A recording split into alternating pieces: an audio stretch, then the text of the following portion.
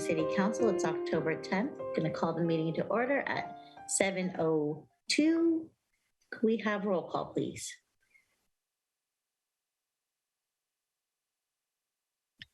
Councilmember Vaterlas. Here. Councilmember Beckmeyer. Present. Councilmember O'Neill. Here. Mayor Pro Tem Big Stick. Present. Mayor Beer. Here.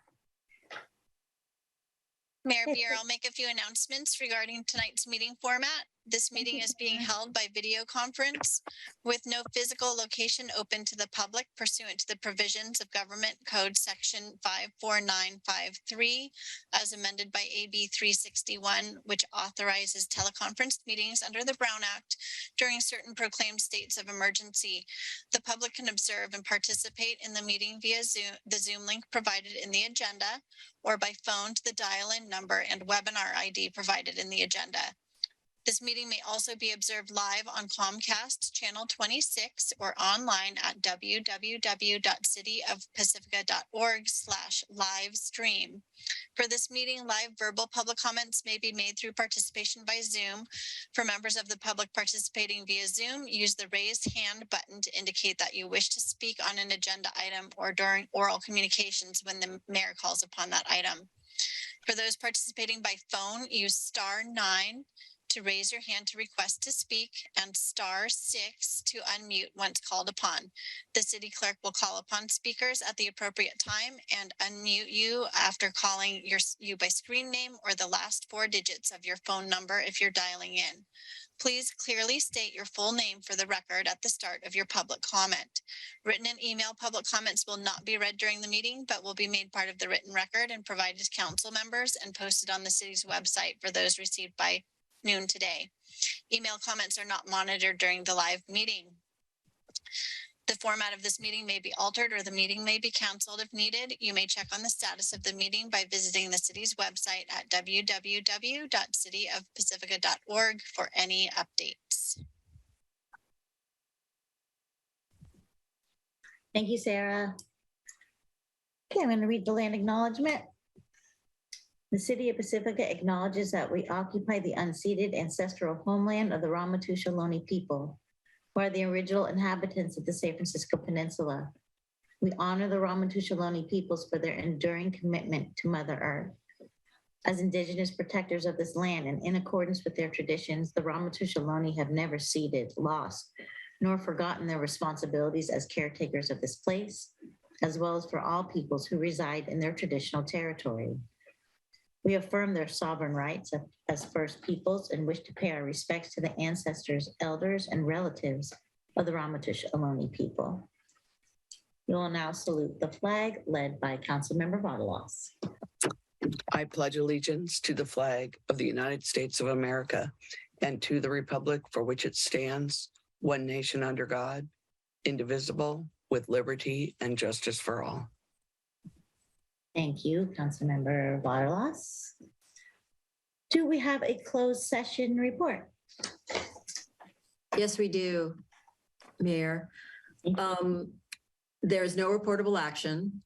And if I could just take a moment to clarify, I have received a lot of public questions or comments about not disclosing the particular facts and circumstances that would allow the closed session that we held earlier this evening. And I just wanted to note for the council that the Brown Act does provide for several exceptions to holding open and public meetings detailing, what the facts and circumstances are regarding the subject matter. One of those exceptions is found in Government Code Section 54956.9 D2E1, which is noted on the agenda. And that section specifically provides that no disclosure of facts or circumstances surrounding the need for the closed session need be disclosed when the subject could result in litigation against the local agency, but which the local agency believes are not yet known to a potential plaintiff or plaintiffs. That is the circumstances that we had. There's no legal requirement that we disclose particular facts and circumstances. And to do so would be a violation of the Brown Act. So with that clarification, I just want to thank you for that opportunity. Thank you so much, Michelle. We appreciate you. Okay, we have a couple special presentations tonight. We have the California Department of Insurance, and with us, we have insurance, Mary Beth Bykowski with us to present tonight. And Mary Beth, thank you for being patient with us. I know we kind of pushed you forward a couple agendas, so I really appreciate you being with us tonight, and I look forward to your presentation. Thank you. Thank you for being virtual. Oh, okay, so thank you for the opportunity to be here tonight. I'm an analyst in the Community Relations and Outreach branch of the Department of Insurance. We also call it CDI. I'm happy to just update you on what we have been doing for your constituents. So after California's devastating wildfires, oh, sorry, you could just forward that. Next slide, please. California's devastating wildfires have been a call to action. These last 3 years, after some of the most devastating fires in our state's history, we prioritize meeting with wildfire survivors and Californians affected by wildfires across the state because it's no longer just a Northern California issue, it is now a statewide issue. Since Insurance Commissioner Laura has been in office, we've met with more than 25,000 people in 40 counties, and we held 60 events to specifically hear all the concerns around availability and affordability of homeowners insurance, because we needed to take it all into consideration as we looked for solutions.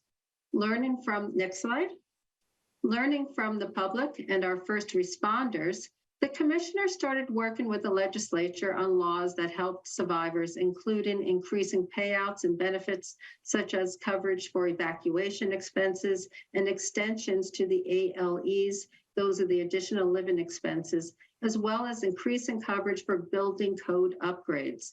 We also implemented a law that the commissioner wrote while he was in the Senate, giving temporary protection to more than 4 million residential policyholders in areas that the governor declared a wildfire emergency. So this law gives a 1-year moratorium on insurance companies canceling or non-renewing residential insurance policies, regardless of whether you suffered a loss, hoping to give people security while also stabilizing the insurance markets. We did this after, say, the CZU Lightning Complex fire in 2020. Next slide. Additionally, we increased the non-renewal notice insurers must give you from 45 to 75 days, along with more time to find alternative insurance following a non-renewal. So let's talk about this alternative insurance. We also ordered improvements to the FAIR Plan. As you know, the FAIR Plan is the insurer of last resort. What you may not know is it's not a state agency, nor is it a public entity. It's a fire insurance pool comprised of all insurers doing business in California. The FAIR Plan was established by statute in August of 1968 in response, believe it or not, to the Watts riots. When the commissioner took office, the FAIR Plan's coverage limits had not been increased in decades, while the Consumer Price Index, that doubled over that time. He ordered the increased coverage limits for both dwelling coverage and commercial policies, giving people twice the coverage they had before. So in addition, he worked with the legislature to authorize coverage for farms, wineries, and other agricultural businesses, which were previously prevented under law from accessing the FAIR Plan. And then finally, the commissioner ordered the FAIR Plan to offer a comprehensive option to homeowners alongside its standard limited policy. You probably know the FAIR Plan sued us, but a judge upheld the commissioner's authority. They appealed, so we are back in court, still trying to fight this fight. Next slide, please. In January of 2022, the insurance commissioner and the state's emergency response and readiness agencies, they created the Safer from Wildfires framework. This is just a consistent approach to reducing risk with a list of achievable, certifiable, and effective actions to help make existing homes and businesses safer. So this is so all of these state agencies were given the same advice. We just made it more uniform. This ground-up approach for wildfire resilience has 3 layers of protection. Here at CDI, we call it the 1, 2, 3 plan. Number 1 is protect the structure. Number 2 is protecting your immediate surroundings in compliance with local and state ordinances. And I've been to a number of events in San Mateo County, and I know your local fire agencies have kept you all informed on the actions needed to keep homes and businesses safer. So I won't go into detail here. But step 3, next slide. Step 3 involves the entire community in fire protection. We think this is the most critical. This includes items such as your safe evacuation routes with contingency plans, clear funding resources to implement mitigation activities, and programs like FireWise, which brings neighbors together to protect their homes.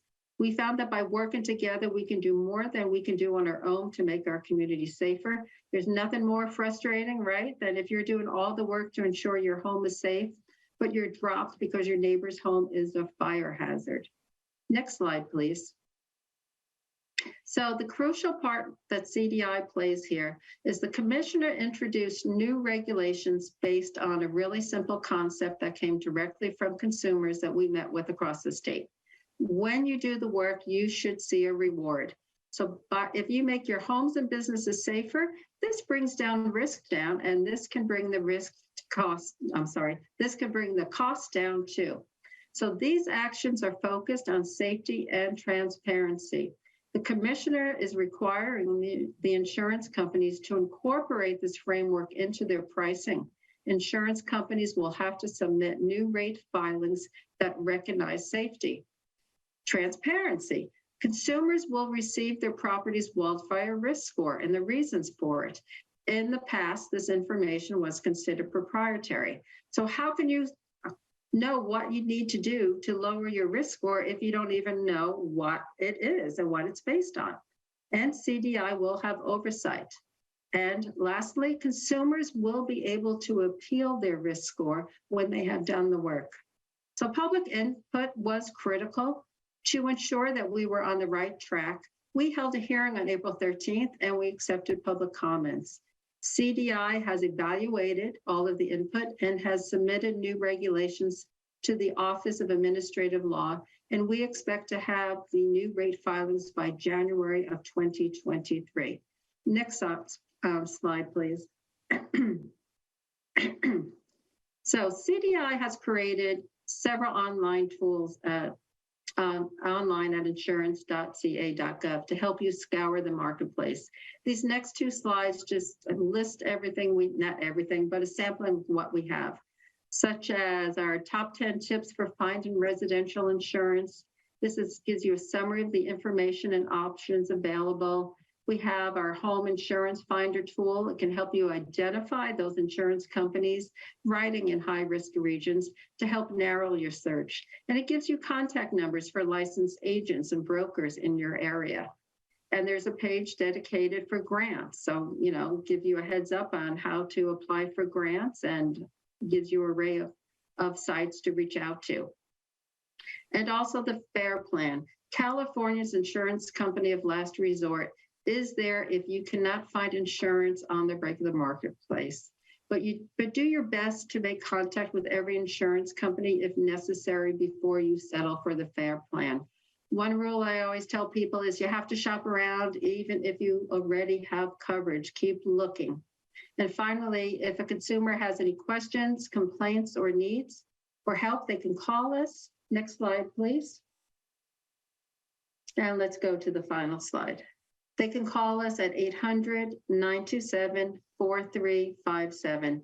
You will be connected with an expert that can dig into detail into your policies. If they are asked to leave a message, we do have a 2-minute callback average, or they can go to our website and fill out a form. That concludes my presentation. I want to remind you that we are here to help you with any of your concerns. Thank you so much, Mary Beth. Appreciate you being here. We have questions, comments from council. Mike. Well, thank you for coming, Mary Beth. But I had a call from a resident here in Pacifica, and they live down in Lindenmar. And, those are tract houses, pretty much all built the same time. But his insurance was being canceled because he has knob and tube wiring. And I am concerned that, is this a new industry standards for knob and tube? Because I would guess 90% of the houses in Pacifica are knob and tube wiring.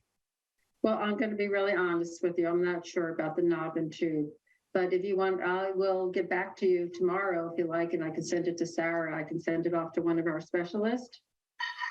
Okay. Is that Okay. okay? Yeah, no, that sounds good. Yeah. Yeah. Basically, if you have any question, if you want to send it to me, that if I can't answer tonight, I will get an answer back to you this week. Okay. Thank you. Great, thank you. Any other council members, comments or questions?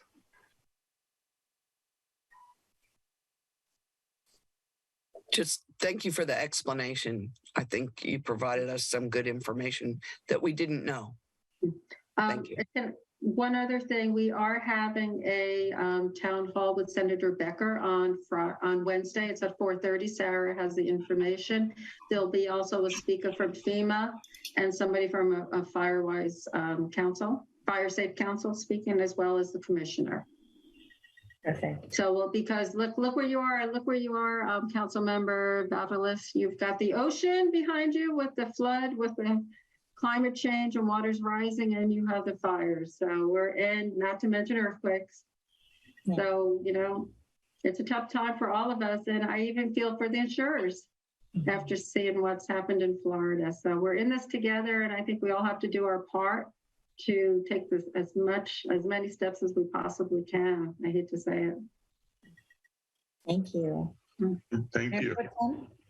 I just wanted to say thank you. Thank you. Okay, thank you for having me. Okay, thank you. All right, on to our next special presentation. Tonight we have a proclamation for Fire Prevention Week. And with us will be Sean Kavanaugh, our Deputy Fire Chief from North County Fire Authority. Hey, Sean, thanks for being here. Appreciate it. Thank you. I'm going to go ahead and read your proclamation. I believe Sarah will put it up on the screen. A proclamation of the City of Pacifica declaring Fire Prevention Week, October 9th through 15th, 2022. Whereas the City of Pacifica and the North County Fire Authority are committed to ensuring the safety and security of all those living in and visiting Pacifica. And whereas fire is a serious public safety concern, both locally and nationally, in accordance to National Fire Protection Association at home, the place people feel safest from fire is where they are at the greatest risk. When a home fire does occur, it is more likely to be serious. People are more likely to die in a home fire today than they were in 1980. And whereas 74% of all U.S. fire deaths occur in homes. And whereas Pacifica's residents should install smoke alarms inside every sleeping room, outside each separate sleeping area, and on every level of their homes. And whereas your home escape plan should identify an outside meeting place for a safe distance from your home where everyone should meet and should meet the needs of all family members, including those with sensory or physical disabilities. Pacifica residents should practice a home fire drill at least twice a year with everyone in the household to include a day and night drill. And whereas Pacifica's residents should know 2 ways out of every room if possible. Make sure all doors and windows are open easily. Whereas Pacifica's first responders are dedicated to reducing the occurrence of home fires and home fire injuries through prevention and protection education, and Pacifica's residents are responsive to public education measures and are able to take action to increase their safety from fire, especially in their homes. And whereas the 2022 Fire Prevention Week theme, Fire Won't Wait, Plan Your Escape, reinforces the critical importance of developing a home escape plan with all members of the household and practicing it regularly. Therefore, I, Mary Bear, Mayor of the City of Pacifica, on behalf of the entire City Council, do hereby proclaim October 9th through 15th, 2022 as Fire Prevention Week throughout the city, and I urge all the people of Pacifica to be aware of their surroundings, look for available ways out in the event of a fire or other emergency, respond when a smoke alarm sounds by exiting the building immediately, and to support the many public safety activities and efforts of the North County Fire Authority and Emergency Services during Fire Prevention Week 2022, done the 10th day of October. Well, thank you, Mayor and Council, for having us on tonight. I think it's important to note this year that this year marks the 100 years of the Fire Prevention Week. It's the longest public health observance in the country, and it started after a Chicago fire back in 1871. So I think it's important to note that 100 years for National Fire Prevention Week. And as stated, this week it's all about the theme of Fire Won't Wait, Plan Your Escape. A couple of focuses this year for everybody. There are just some tips that everybody should look at and talk with your families, and especially the escape plans. That is one of the main focuses this year. Have an escape plan for your family and how to get out of their home. Have multiple ways to get out of your home or your residence in case there is a fire. Also have a meeting place for all your family outside of the home. So if you get separated, you have a place that is safe outside in the street, if it's over at your neighbors, and then also have those contacts and make sure they're known for everybody in your family. The other main focus this year too is, which is always, is smoke alarms. Can't say enough about smoke alarms. So once a month, check your smoke alarms, make sure they're working properly, make sure your batteries are good, make sure you change those batteries out at least once a year. But almost every month, you can check your smoke alarms, make sure they're properly working. And for any future or other tips that you may need, you can always go to northcountyfire.org for safety tips that we have on our website. So we appreciate it. Thank you, Mayor, and thank you, the council, for the proclamation. Thank you for being here, council members. Mayor Pro Tem. Thank you for being here, Deputy Fire Chief Kavanaugh. Fire safety has certainly been, I have made a great deal of effort to learn as much as I can over the last couple of years. And so part and parcel with that, thank you for being here to further remind us. Seems like a good opportunity to mention Zone Haven and those SMC alerts. Those alerts come straight to the cell phone. They're not just useful for knowing if there's fire. It also is useful for knowing if there's a local traffic jam, frankly. But in a worst case scenario, I'm really glad to have that tool on my phone. And I'm really glad that I have the magnet on my refrigerator that tells me what my zone is so I can plug it in. So if you could remind us a little bit more deeply about what I'm alluding to, and thank you for being here. Yeah, so that's a great point. So with Zone Haven that we have, you can go to the northcountyfire.org site, but please sign up for Zone Haven. And also, like as Councilmember Big State was saying, we have the magnets, and those magnets are we have magnets that are zoned just specifically for Pacifica. And you can write your zone on that, put them on a refrigerator somewhere where everybody's known. That way, when those alerts come up and you signed up for it, you get your zone alert, it'll pop up on your phone. There's also a number and the website you can go onto. So it's a very important tool that we can use throughout the communities. So if, like I said, if you need a little more information, you can always call or go to our website as well. Great, thank you. Any other council members? Comments, question? Mike, go ahead. Hi, I just wanted to say thank you for coming and thank the fire department for the great job they do for Pacifica and North County. So thanks. We appreciate it. Thank you, sir. Anybody else? Bill, I really want to thank you for coming tonight. And I also want to give a shout out to your firefighters. You know, they've done such a really wonderful job of creating relationships with us and really keeping us updated. And I feel like we have a partnership. And I don't think I felt that before. So I'm really happy about that. And it just makes me feel so good. Like when they show up at our events, and I saw a fire truck this morning. I don't know. I just feel connected. And so it's really nice. Absolutely. Councilmember Vadalas? Thank you very much. I too appreciate everything that you guys do. And thank you. Councilmember I just wanted to add to that how enjoyable it was to be on the MAF 49 vehicle and have a perspective from a little bit different point of view. So thanks for making that that availability for us with the Fog Fest parade. And then to just thank you for the public information service that you're continually providing. I mean, really, I'm sitting here making a couple notes and listening to you and going, what? I should be checking my smoke alarms every month? That's news to me. It's not just when that thing starts chirping at me, or it's not just, you know, when it's daylight savings time change or some other sort of, we all walk around with our own idea in our mind of what we should be doing. But to hear it from a definitive source in a very clear way means everything. So thank you for that. Thank you, Councilmember. Okay, thank you so much. Take care of yourself. We'll see you again. Thank you, guys. Okay.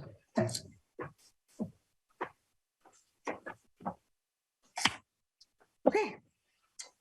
Let's move on to our consent calendar.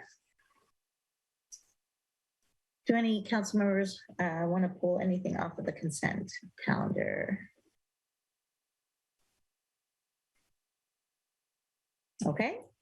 Seeing none, I will open up public comment. So people wishing to address the council on any consent calendar item may do so at this time.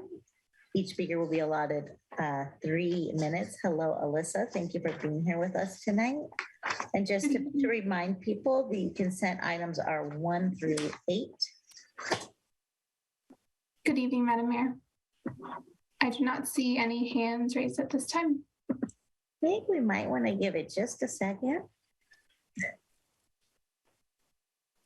We'll see what happens.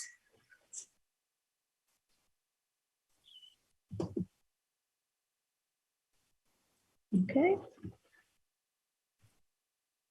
I'm also not seeing any. So thank you. Having heard that, we'll close public comment and bring it back to council, please. Mayor Pro Tem. I move approval of consent. Second. Okay, Sarah, can we have a vote, please?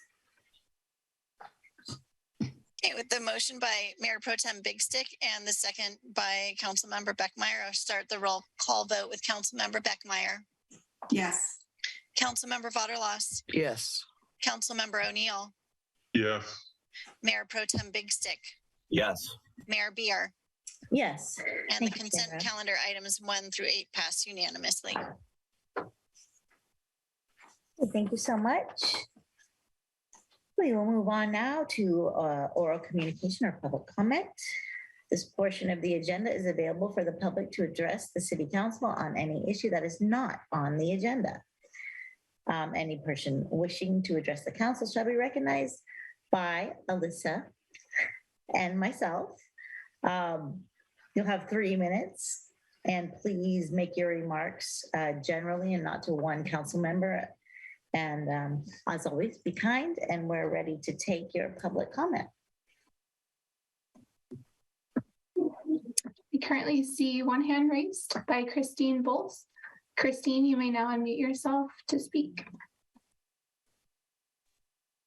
Good evening, Council. First, I just want to say how grateful I am that we have moved to district elections.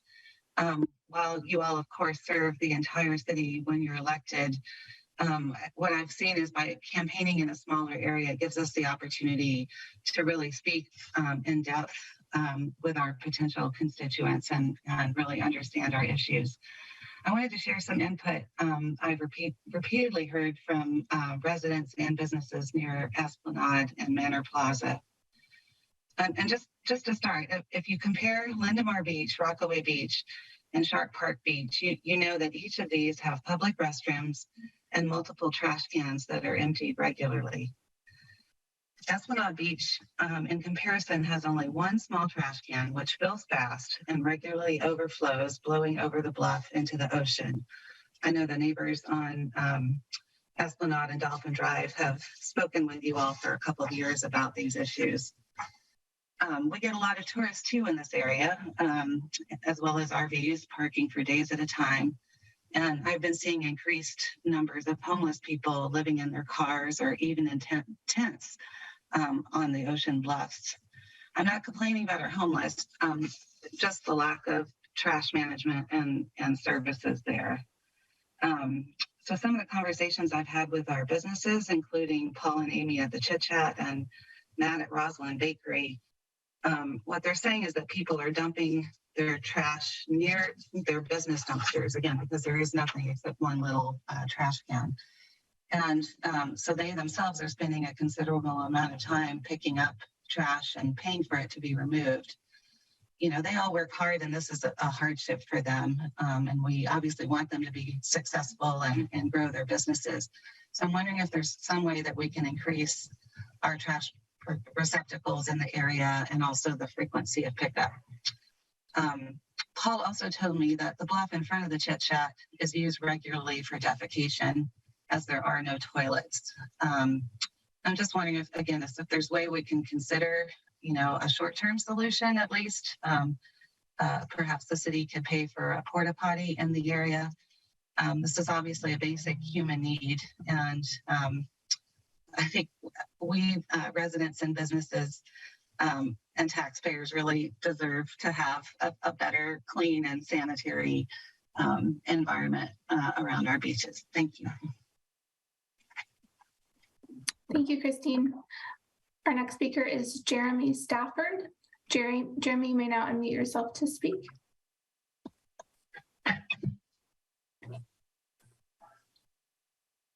Evening, Council. It's Jeremy Stafford, Pacifica Firefighters Group. Just wanted to say hey. And first off, I appreciate the comment about the relationships. The feeling is mutual. We really feel like we've actually, our voices are being heard, and it's a good thing. We appreciate the hard work that you're doing, and I hope you see what we're doing too. And just moving forward, that kind of dovetails into my next comment. This Sunday, the 16th, we are going to meet our labor group along with a bunch of other members of Labor Council from the county at Lindemar Safeway at 9 o'clock. And we're going to go and we're going to be hanging a bunch of door hangers supporting Measure Y because we want to work together and get this this deficit handled. So just want to throw the invite out to whoever may be watching or listening to feel free to meet us at 9 o'clock, the side parking lot of Safeway this coming Sunday. And that's it. Have a good night. Thank you, Jeremy. Thank you, Jeremy. Madam Mayor, there are no other hands raised at this time. Okay. Thank you, Alyssa, for your help. We will now close public comments and bring it back to council for council communications. What have you all been doing? Councilmember Beckmeyer.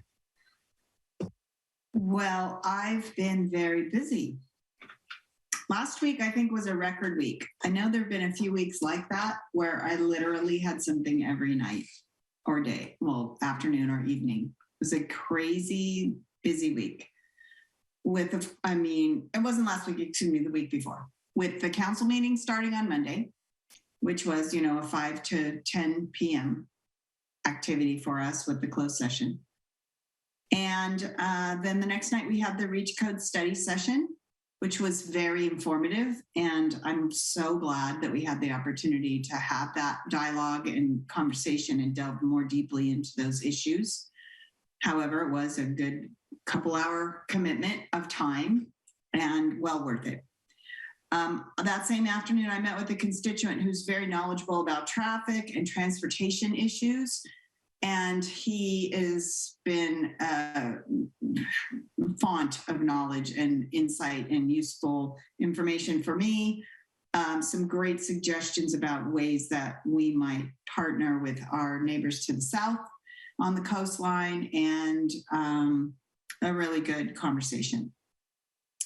Then on Wednesday, the 28th, was the housing element meeting, which I was very pleased to be able to attend. And I'm happy to say that I thought it was very positive and that there was a lot of engagement by the attendees.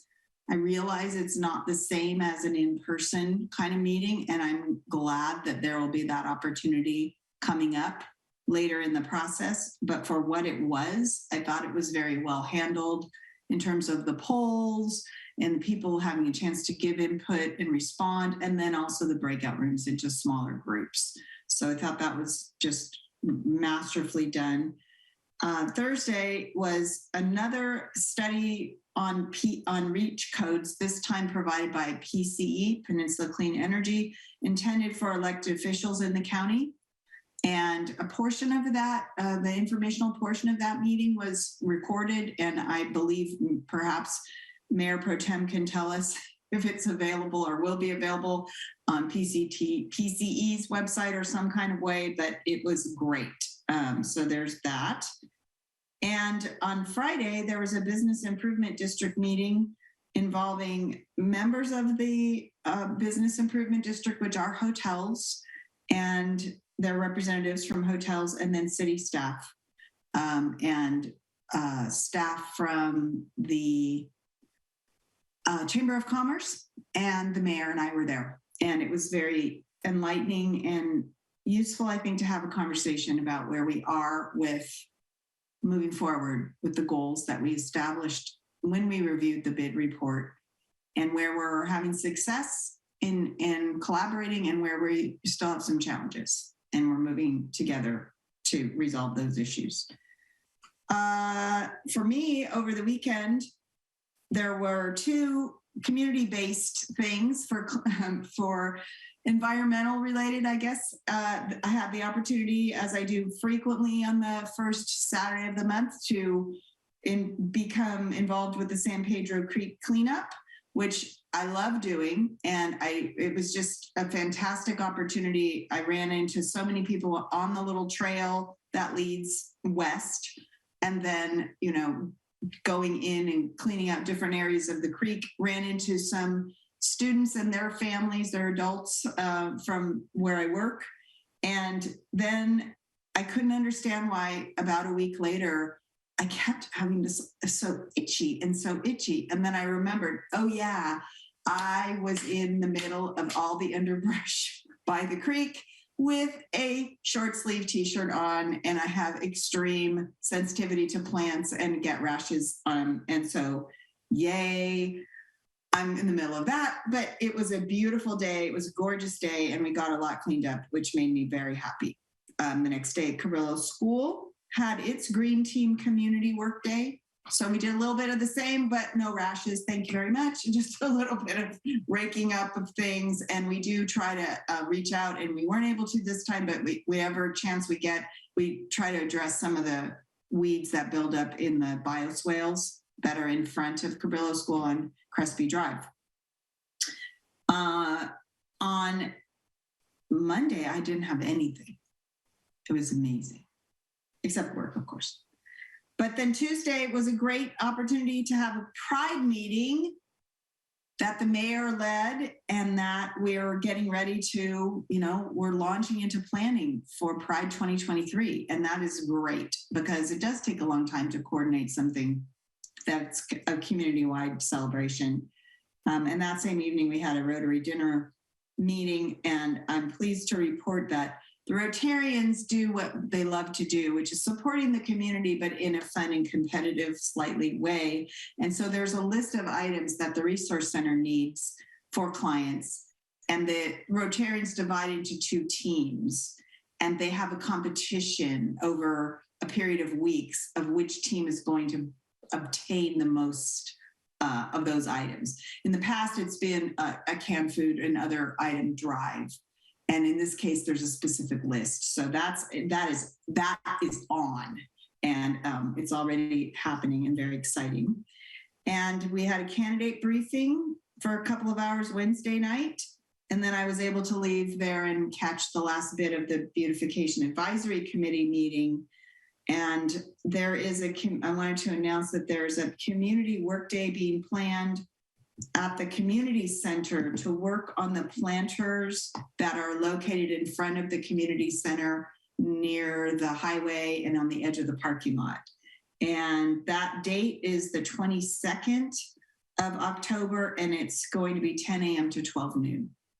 And same thing, if we have enough volunteers to spread out, we'll go on ahead up Crespi and hit the bioswales a little bit as well there. And that is my report. Thank you, Councilmember Bethmeyer. It has been busy for you. Who would like to go next? I'll just pass. I just had one meeting. It was airport roundtable, and nothing took off. Funny. Councilmember Vargas. I had the opposite of Sue Beckmeyer. I had very few meetings. I couldn't, we did the reach codes and I was not able to attend the housing because there were only 2 people allowed. I did have a meeting with some people about Prop 1, which is an important topic on the ballot. And I went to a fundraiser for Kaminar. Kaminar is a nonprofit mental health corporation, which is just amazing. And I learned so much about Kaminar and the services that they have for people. And it warms my heart how amazing they are. And that was a great event. I've talked to a lot of people. I've talked to a lot of constituents about their concerns, and I worked a lot. So thanks. Thanks, Sue. Mayor Pro Tem.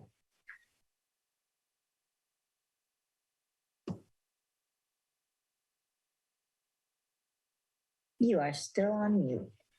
Yes, I am. I pressed the button. I didn't verify after I pressed the button. As I begin every meeting, my heart is with Ukraine as they struggle for their freedom. I heard an interesting radio program last night talking about how Taiwan is being emboldened to not necessarily give away their freedom to China as a result of Ukraine. So I thought that was interesting. I had the opportunity to attend the Housing Element Kickoff meeting with Sue Beckmeyer.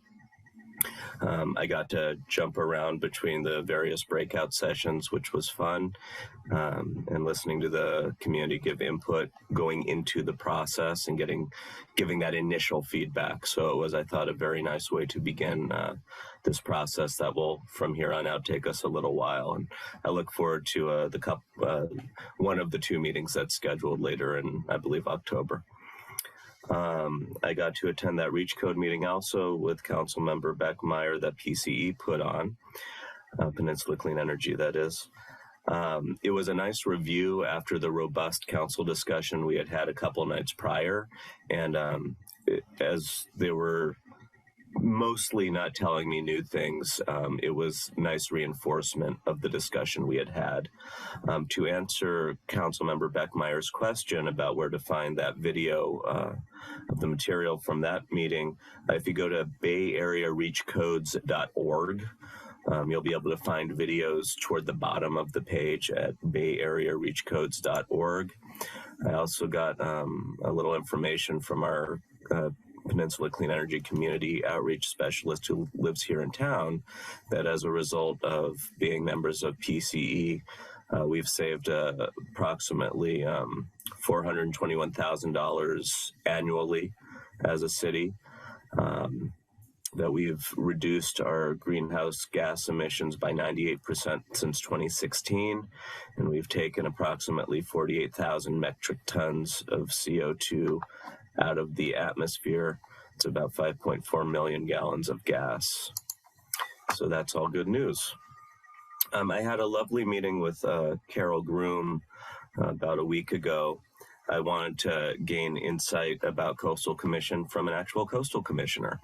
And I was delighted when we were discussing it to discover that the relationship between Pacifica and Coastal Commission isn't always as contentious as the conversation might lend itself depending on which item we're discussing.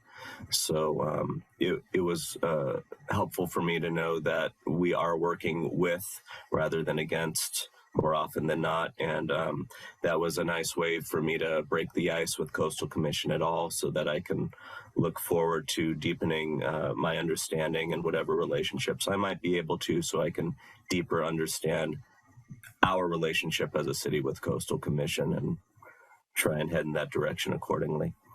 I watched the Planning Commission meeting later that evening. And then today is Indigenous Peoples Day. Happy Indigenous Peoples Day.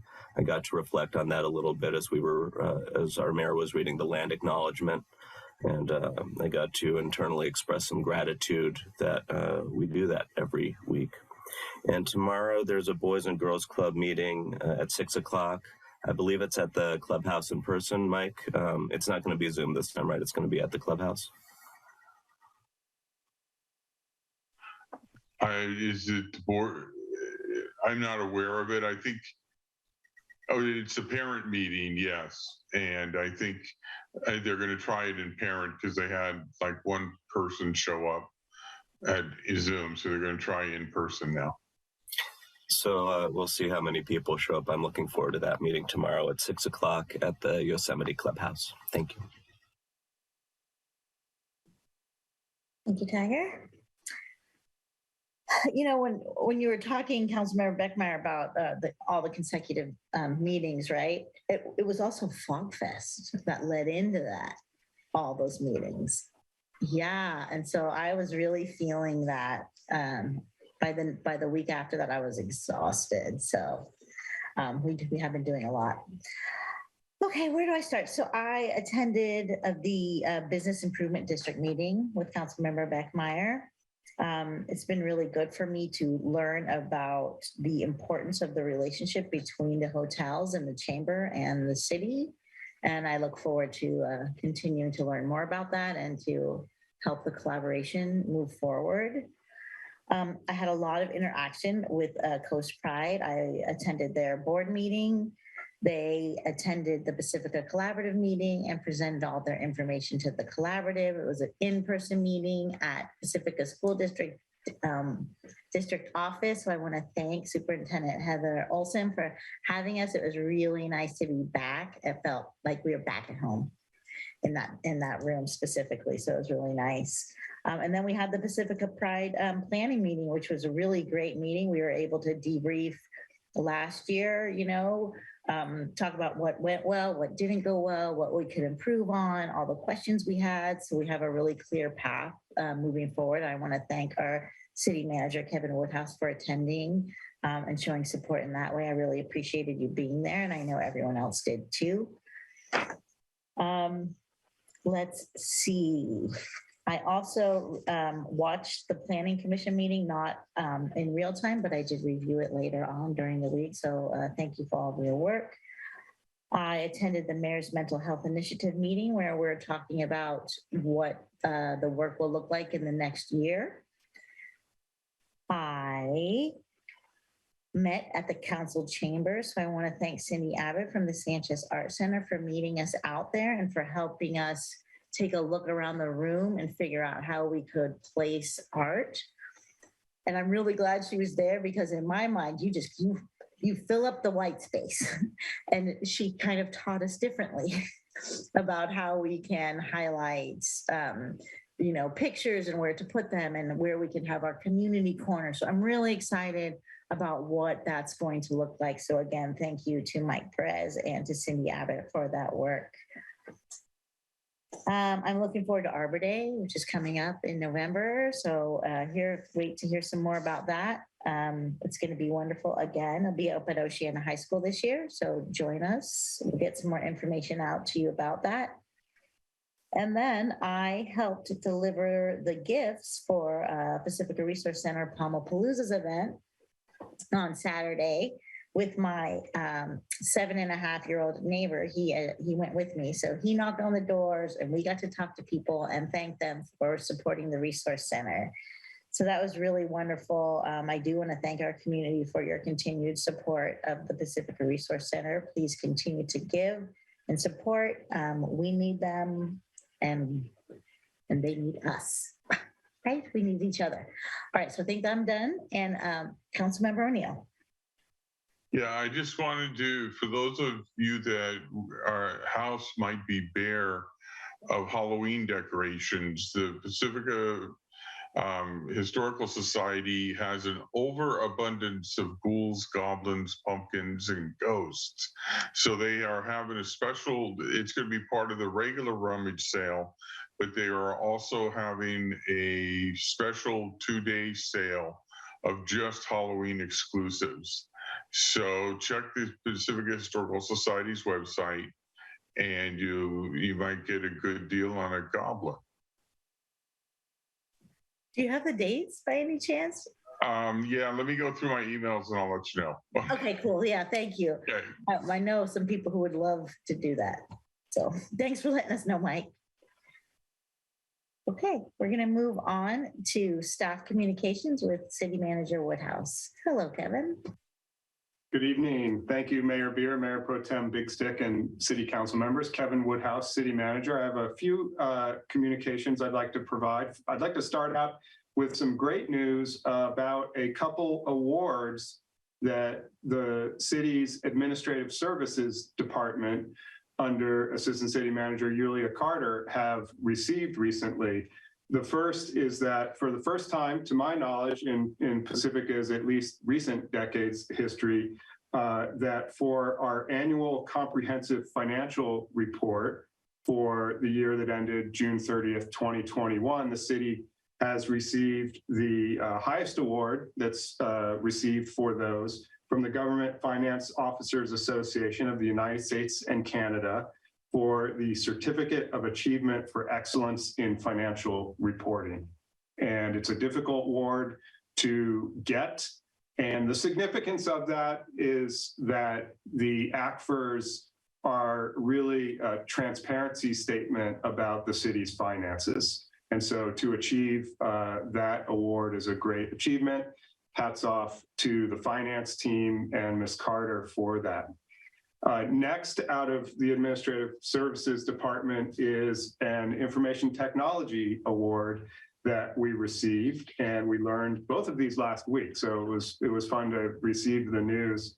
Our IST manager, Tommy Yu, and staff were down at the Municipal Information Systems Association of California, called MESAC conference, and found out that we received the Quality IT Practices Award for the first time for the city. So we're very excited about that. And there's future tiers of awards to receive on the IT front, and we'll be striving for those as well. So I just want to really thank the IT staff, the finance staff, the whole Administrative Services Department, and Department Director and Assistant City Manager Julia Carter. The other item I did want to, was mentioned by Councilmember Beckmeyer, is last Wednesday night, as we always do prior to council elections, we conducted a city candidate orientation presentation for all the candidates. We had the entire executive team there to take 2 hours and talk about the city organization and answer questions from all of the candidates. And finally, just a reminder that while we're on Zoom tonight, our goal is to return to in-person at the next city council meeting on October 24th. There are some final technology improvements and other cosmetic improvements that are being made to the council chambers. I am optimistic we will be back in person on the 24th. I don't want to totally promise it because you never know what might happen with these types of things, but we'll keep everyone posted diligently about that status. But as of this point, we're shooting to be back in person and implementing our telephone in for public comment hybrid model. And that completes my communications. Thank you. Councilmember O'Neill. Okay, so the special dailies are passed, but this weekend, Friday the 14th and Saturday the 15th from 10 to 4, you can go by the Little Brown Church Historical Museum and get the Halloween stuff. And I also forgot to mention to congratulate PCT Channel 26 between the efforts of Half-Moon Bay, Pacifica, and now the County of San Mateo has helped them out. They are in escrow to purchase their site in the Crespi Business Center. So we are going to be truly community-owned TV station, and I want to thank them for doing that because that's been a hurdle. That's amazing. Okay, good news. All right, we're going to move on now to our public hearings, which we have none. Now we have a consideration item for 3.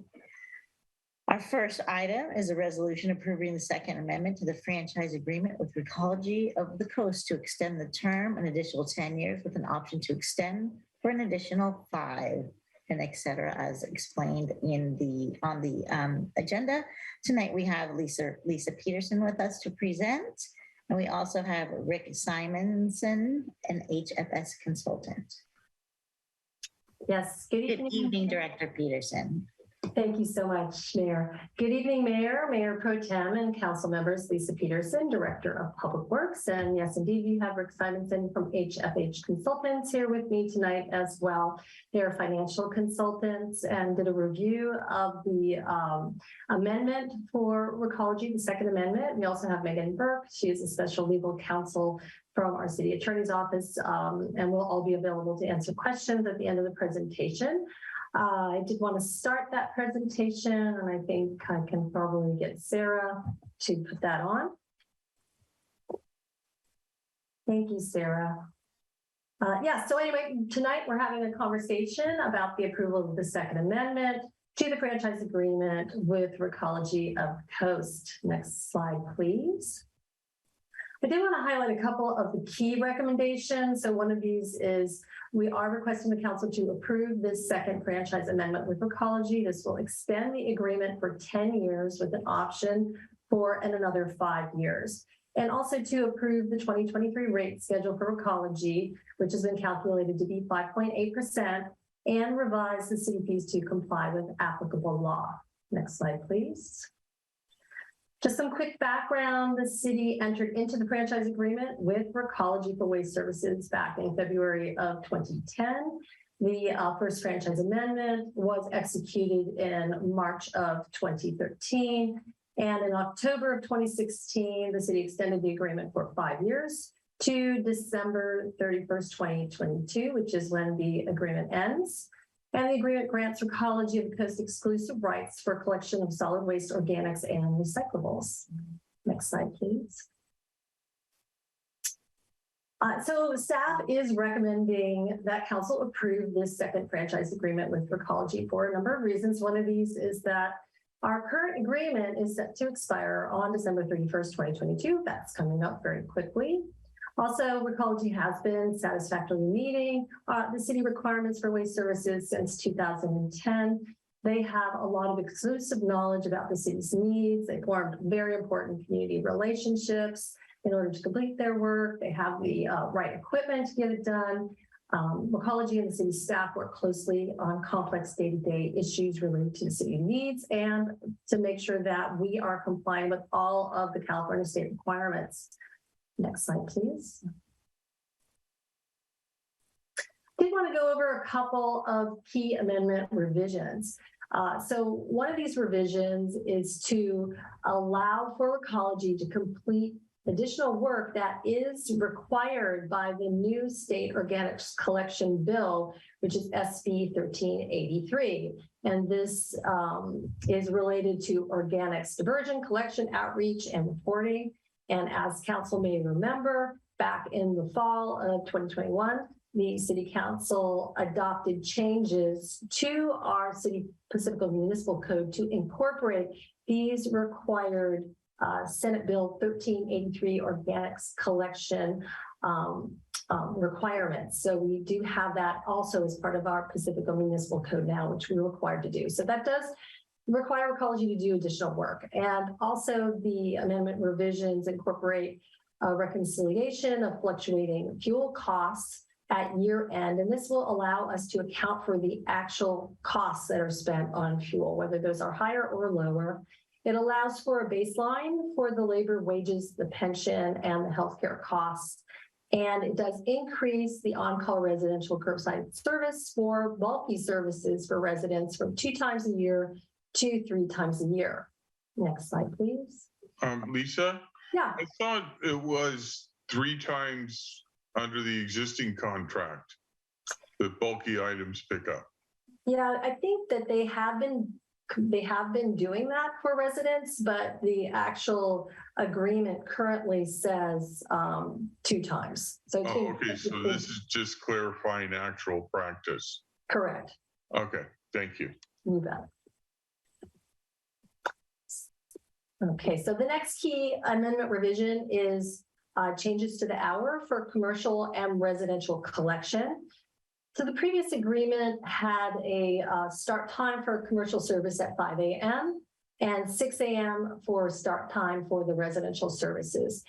Council may recall that back in the spring of 2020, those hours were changed due to COVID, and they were changed to 4:30 a.m. for the commercial service, 5 a.m. for the residential service. This was for the safety of the workers and, to prevent people from having as much contact with each other.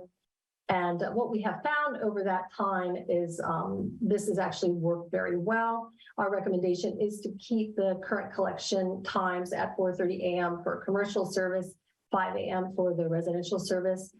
Since 2020, the city has received very few number of complaints related to that earlier service, and they have gotten less as time has gone on.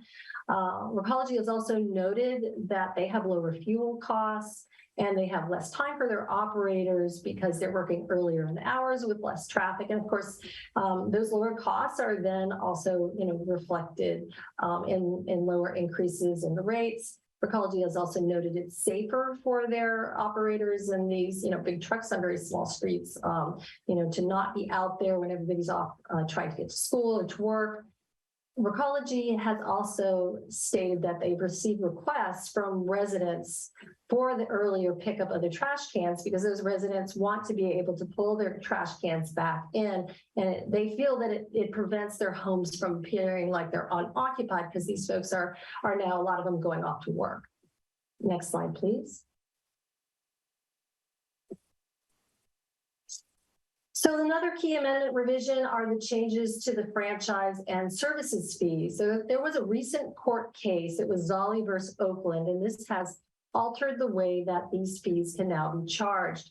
So the city will no longer be charging a fee for the value of the franchise, and this is something that's been very common for almost all cities to do throughout the state of California, and that will be limited to city costs that we'll be charging.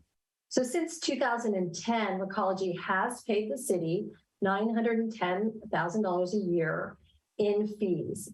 Under the new agreement amendment, this payment is going to remain the same. It will still be $910,000 per year, except the fees are now related to city costs.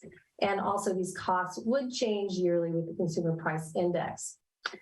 So the fees that are included in this $910,000 a year are a couple of fees that have always been included in. One is the AB 939 fee. This is $30,000 a year. It's related to waste reduction monitoring. Again, this is a previous fee that has been in there for many years.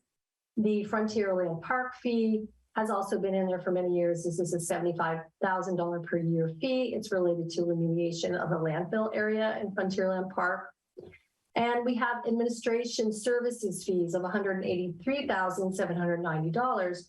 And these are fees that are related to, our consultant that works on, reviewing the different types of costs that are being charged at the end of the year, or, just now the franchise amendment. It's for the city attorney's office, city manager, for myself, the field services, also the admins that are working on this contract to help make sure that it's successful. And we have our franchise fee of $200,000 per year. This is related to Recology's use of the city's northeast section of the old wastewater treatment plant at 2212 Beach Boulevard. This is approximately a 40,000 square foot area. We also have the waste vehicle impact fee. Council will remember that back at the beginning of the year, the city did complete a study by Nichols Consulting Engineers that studied the impact that refuge trucks were having on city streets, and we're able to equate that to an actual cost. We have included in $421,210 per year. This does represent a portion of that calculated impact cost. It does not represent the entire impact cost. And these fees altogether add up to the $910,000 per year fee. Next slide, please. Additionally, we have as attachment N, it is the 2023 Recology rate adjustment. So based on recent court rulings, staff feels it is important to clarify that Recology sets the rates based on the approved annual rate application process. Now, the city previously followed a hearing process that was related to an expired settlement agreement from 2017, but that is not required. And because the process gives the impression that the city sets and imposes rates, staff is recommending changing this because this ultimately, could have legal implications. So staff is now recommending a change to the process where the city council would be approving a maximum rate of 6%, which is now the maximum rate that is allowed in the agreement amendment. And then each year, city staff would be reviewing the proposed Recology rate for accuracy with the amendment's rate adjustment process, which is part of that amendment. So for the 2023 Recology calculated rate of 5.8%, this is based on the annual rate application process that is outlined in the amendment. And it's been reviewed by and deemed accurate by staff and also the city's financial consultant, HFH. So they have been through and reviewed that. Next slide, please. So again, our recommended action are for the council to move to adopt a resolution to approve the second franchise amendment with Recology, to approve the rate schedule set by Recology for single family and commercial rates for 2023, revise the city fees to comply with applicable law and the other various amendments, and to find approval of this second amendment exempt under CEQA, and authorize the city manager to execute the second amendment. Next slide, please. So with that, we are ready to answer council questions. Here to help tonight from our city attorney's office, we have Megan Burke, who worked on the franchise amendment. We also have Rick Simonson from HFH Consultants, who also worked on the amendment and the financial aspect of it.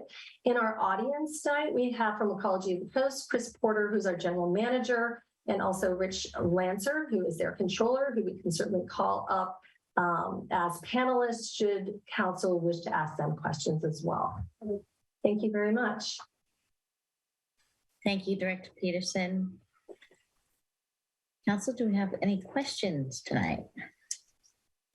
I mean, right now, I'm sure there might be some later.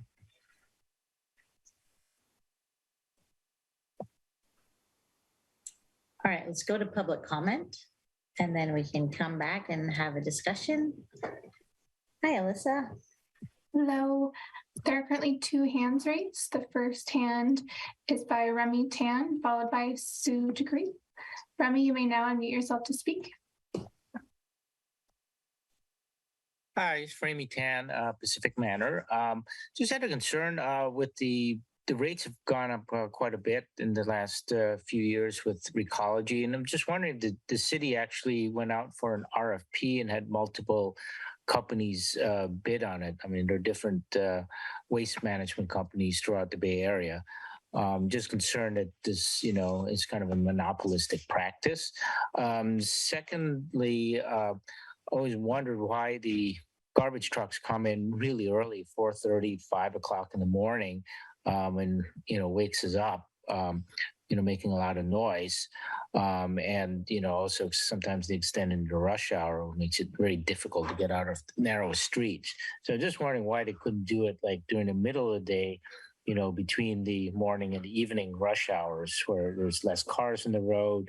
They're not paying like overtime, and, the drivers are in their proper circadian rhythm and not, getting up very early and potentially being tired and causing damage to vehicles and property.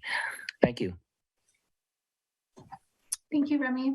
Our next hand is Christine Bolts. Christine, you may now unmute yourself to speak. Hey, good evening again, Council. I'm not actually here to comment on the rates, but I had a question for you all and for Recology, just mostly in terms of the facility at the 900 Palmetto Recycling Yard. I'm sure you know that the bluffs in this area have been eroding really quickly, and the paved areas that are part of the recycling yard are already crumbling into the ocean, and the dumpsters are now very close to the fence and the bluff face. There's a great source of drone videos on YouTube, a group called Flying Cameras that documents our bluff erosion pretty regularly, and they just released a new one early this month that I'd really suggest that you watch. So yeah, and just really concerned, especially as the winter is coming in, which is when we get the double whammy of king tides and rains, where, in the past we've lost 50 feet of bluff, just in one winter. So my question is more of a long-term one of what Recology's plan is to move this facility when needed. I don't really have an understanding of whether that's their responsibility or the city's. Is that something in someone's budget? Is that something that they're collecting enough fees from us for, to be able to plan for?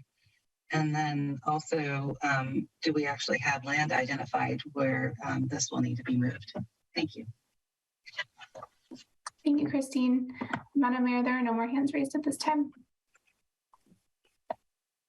Okay, thank you. Thank you, Alyssa. We'll bring it back to council. Comments, questions. Mayor Pro Tem. I'll be happy to ask a couple of questions on behalf of the community. The most recent question being about bluff erosion and any long-term strategies that might currently be in place to find what might at some point become a better place. Is there anyone who might be able to speak to that? I know it's a little outside the purview of what we're discussing tonight. But can I also ask that we bring Chris Porter up, just because I'm sure we're gonna include her in the conversation, so thanks. Sure. Thanks, Mayor Pro Tem Big Stick. I'll start on that one, but Director Peterson can chime in. But I think this might mostly be a question for Recology. I do not believe the city has control over the lease that they have for that private property. Yes, I would agree with that. And it may be that Ms. Porter has more information.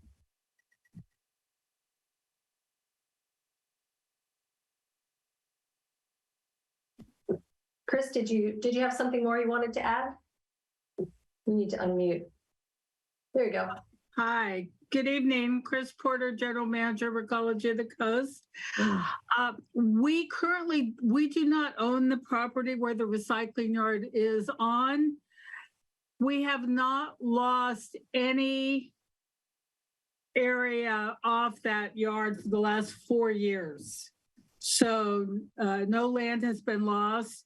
We have recently we've recently rented the additional lot next door. So the trucks are parked in the lot next door, which is, I think, 910 Palmetto, and the recycling yard operation with the drop off of recycling materials is at 1046. Thank you. Thank you very much. Appreciating that, generally speaking, circadian rhythms are established after 2 weeks of a regular sleep pattern. That notwithstanding, there was a question about why we're offering early hours rather than the middle of the day. Middle of, oh, I'm sorry. Go ahead. Okay, yeah, sorry.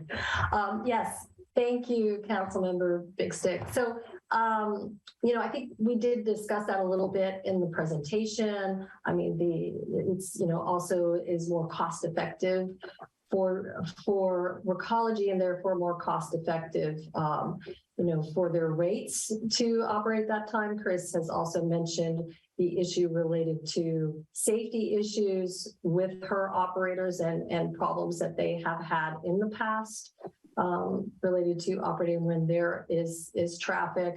I'm not sure if there is a particular time of day past that in the middle of the day that Recology could find that wouldn't have traffic, but I guess I would throw that to Chris. And I'd like to add to what Director Peterson said about greenhouse gas emissions for idling trucks. So when they're caught in traffic, there's that impact as well. So the early hours and less traffic is more efficient. I also recently had a conversation with Police Chief Stratton about safety issues. And a notable point is that the early morning hours are times, and we've had this occur before, where Recology drivers in those early morning hours are kind of eyes on the street in the community at a time when there could be other criminal activity happening. So nothing specific about that, but just anecdotally, Chief Stratton in his previous city's experience has had numerous times, and we've had it in Pacifica, where we have a good working direct connection with Recology and our PD, and they call in issues when they see them. And frankly, there are many occasions I go to work at 5 o'clock in the morning and come home at 2 o'clock in the afternoon. And the difference being at 5 o'clock in the morning, there's almost no cars on the street, whereas at 2 o'clock in the afternoon, there are. So at that point, it's well taken by me. And the last question I had from the community was, why are we not putting this out for an RFP? Maybe proposal. Maybe we can give Chris if she wanted to respond to the time of day as well. And then. Okay. Yeah, well, one thing I wanted to say about the different, purchasing processes is that this is an agreement amendment. This is not a new franchise agreement. So it would be atypical to put an agreement amendment out to bid.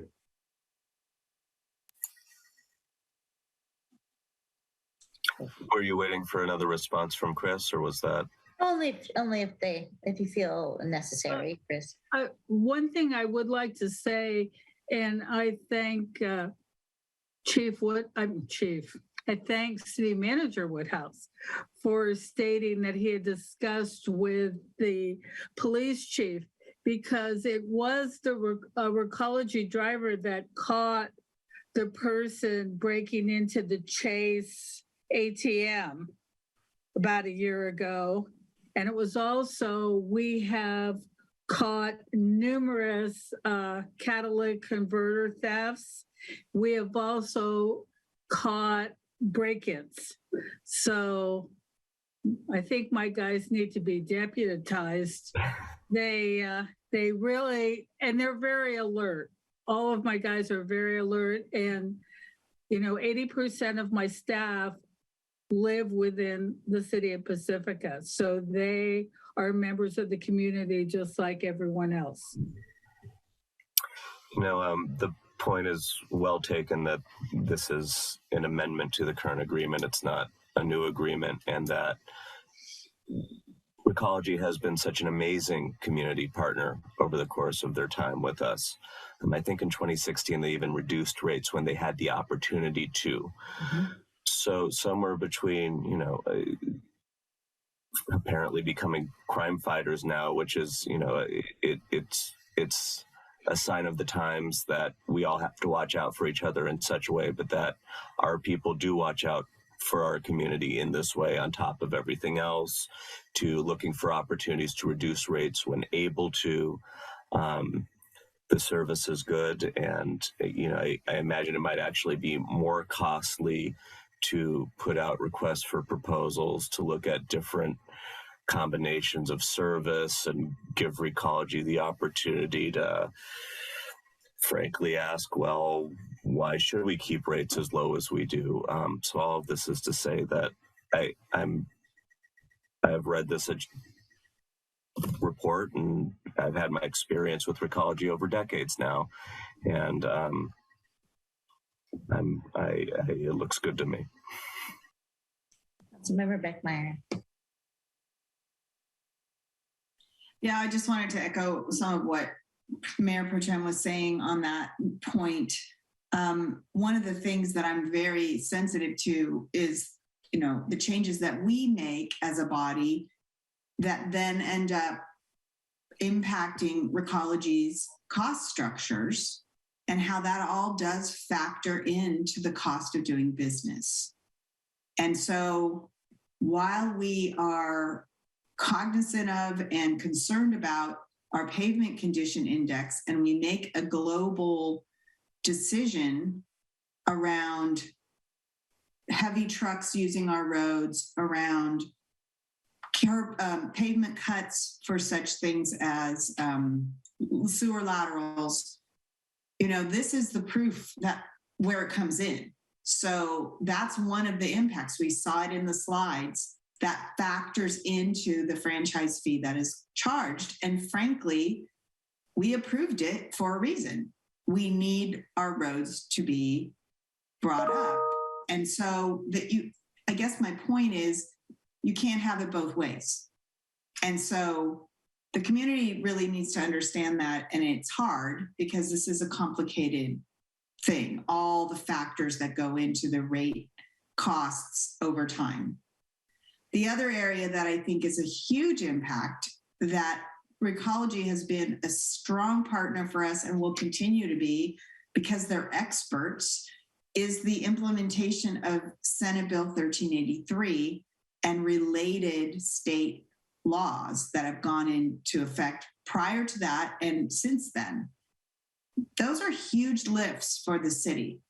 And so having the partnership and the expertise of someone like Chris Porter and Recology, who've been in this business for decades and understand our community and the amount of organic waste material we actually generate, to have the notion of some other firm coming in and kind of, well, I have to baseline it, have to assess it. Sure, they could do it, or we could rely on, 20 years, 40 years of personal expertise. And, I'm not going to out Chris on how long she's been doing this, but I'm just saying the expertise is immense. And to have that brain trust involved in helping us as we come up with strategies to address the state laws and the requirements with our organic waste and removing organic waste from the waste stream, it's huge. And I can't speak highly enough for Chris and all of her staff. They do truly feel like partners. They feel like part of the city to me. And I'm so grateful. So I am very comfortable with the rate increase structure as it was put forward. And that's all I have for right now. Thank you. Councilmember O'Neill. I just wanted to say that, probably not a lot of the public has read the staff report, but what's really good about Recology is when asked, they have stepped up to the plate and they're collecting the waste cans at the beach for us 6 days a week.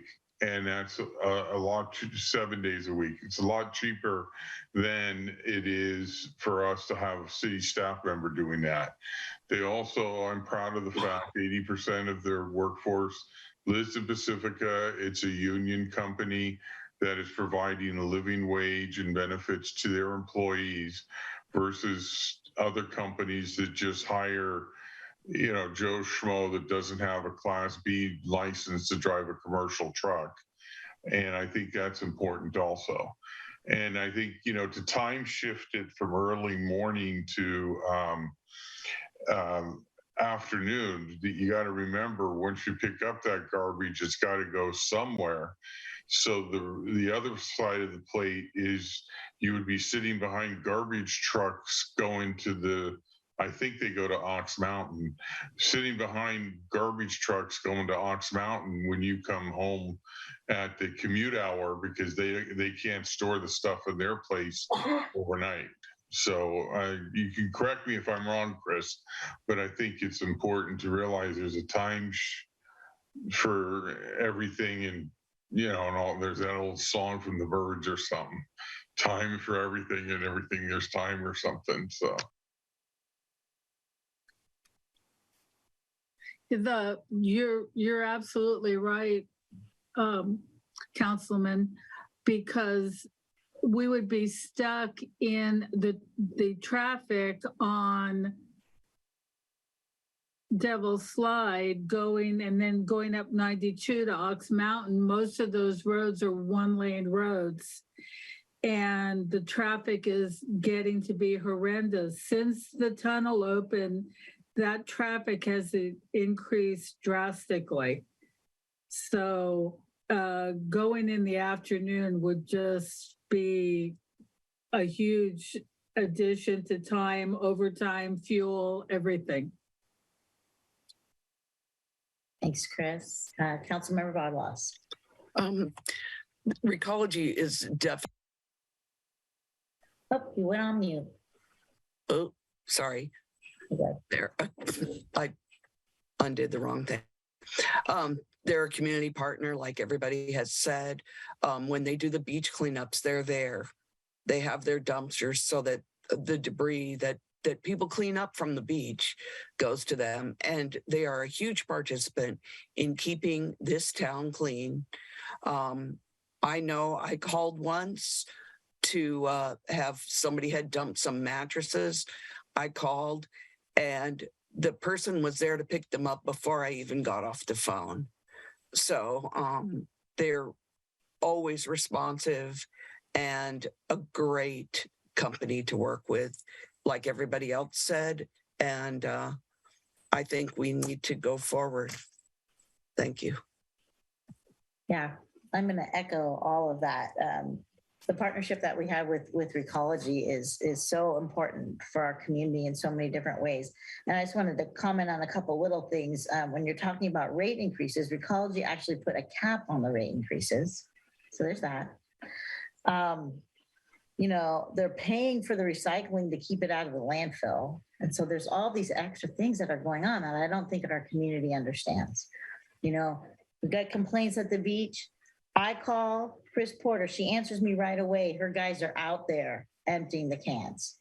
So that I was able to send a picture of the empty cans to the person that complained to me and be like, okay, they're empty now. Like immediately on a Saturday or a Sunday. This is how they respond to our community. It's so important. Go ahead, Mayor Pro Tem, and then I'll come back. Oh, no, I was just going to make a motion when you were done. Oh, okay. Well, I'm not done. I have two more things I think I want to say. I understand that there are issues on Esplanade. I think we all understand that.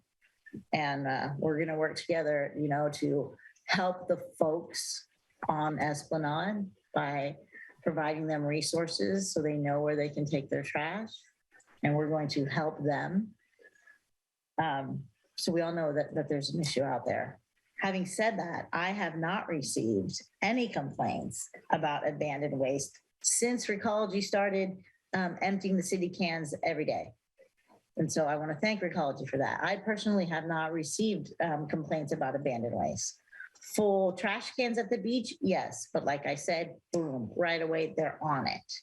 And I appreciate that Recology also offers garbage drop-off where our permit parking holders can empty their gray waste. There's also a garbage drop-off there. So thank you so much for going the extra mile. Always, always, always. Okay, I'm done. And Mike, there's a time for every purpose under heaven, which of course is just a rendition of Ecclesiastes because there's nothing new under the sun. I move to adopt a resolution approving a second amendment to the franchise agreement with Recology of the Coast to extend the term an additional 10 years with an option to extend an additional 5 years. Approve the rate schedule set by Recology for single-family residential and commercial rates for 2023. Revise city fees to comply with applicable law and other various amendments, and finding approval of the Second Amendment exempt under the California Environmental Quality Act, CEQA, and authorizing the city manager to execute the Second Amendment. Second. Okay, Sarah, can we have a roll call? With a motion by Mayor Pro Tem Big Stick and seconded by Councilmember Vaterlos, I'll start the roll call vote with Councilmember Beckmeyer, Yes. Councilmember Vaterlos, Yes. Councilmember O'Neill, Yes. Mayor Pro Tem Big Stick, Yes. and Mayor Beer. Yes. Thank you. And that passes unanimously. Thank you, everybody.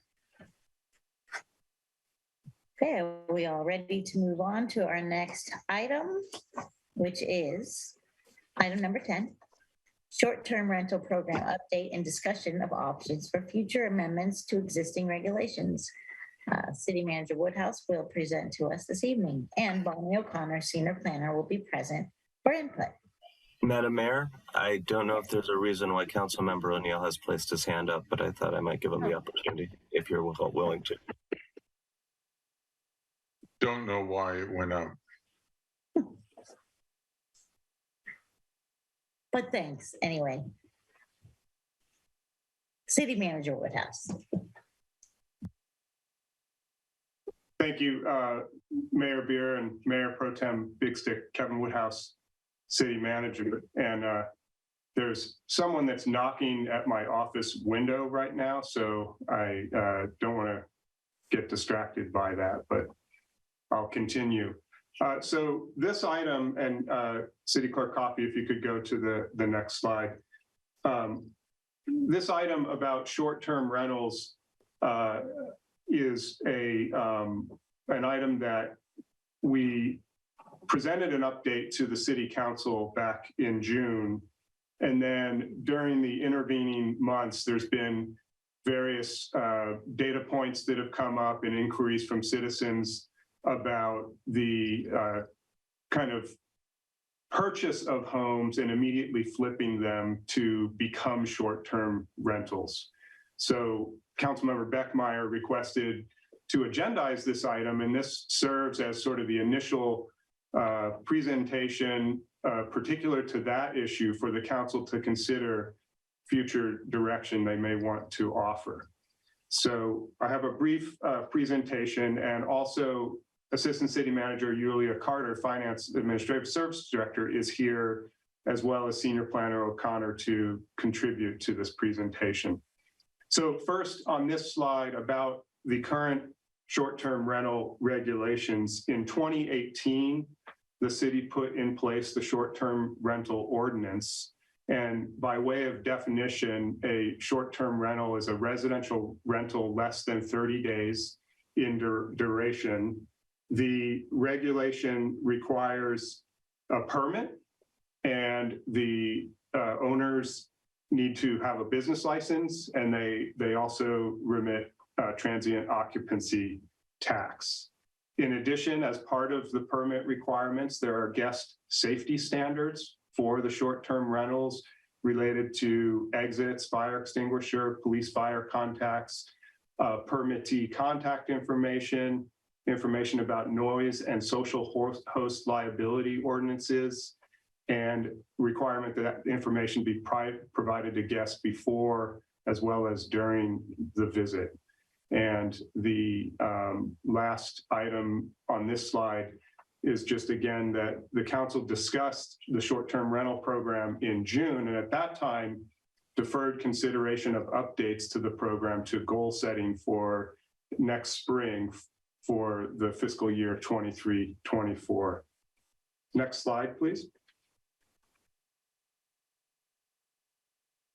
One thing you'll see in this presentation that I'd like to emphasize is that short-term rentals are a complex legal and administrative topic.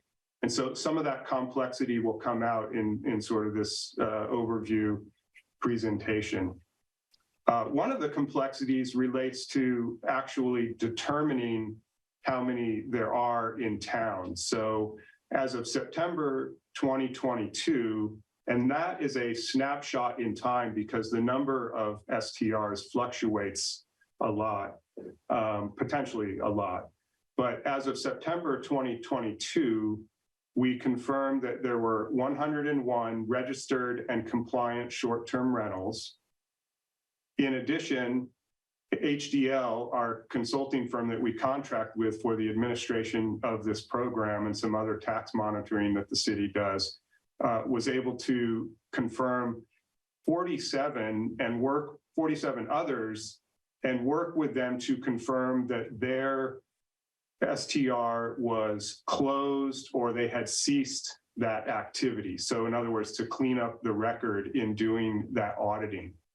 They also identified that there are 24 other ones that are not currently registered and to date haven't been responsive to the need to register, and HDL is working with them to bring them into compliance. Next slide, please.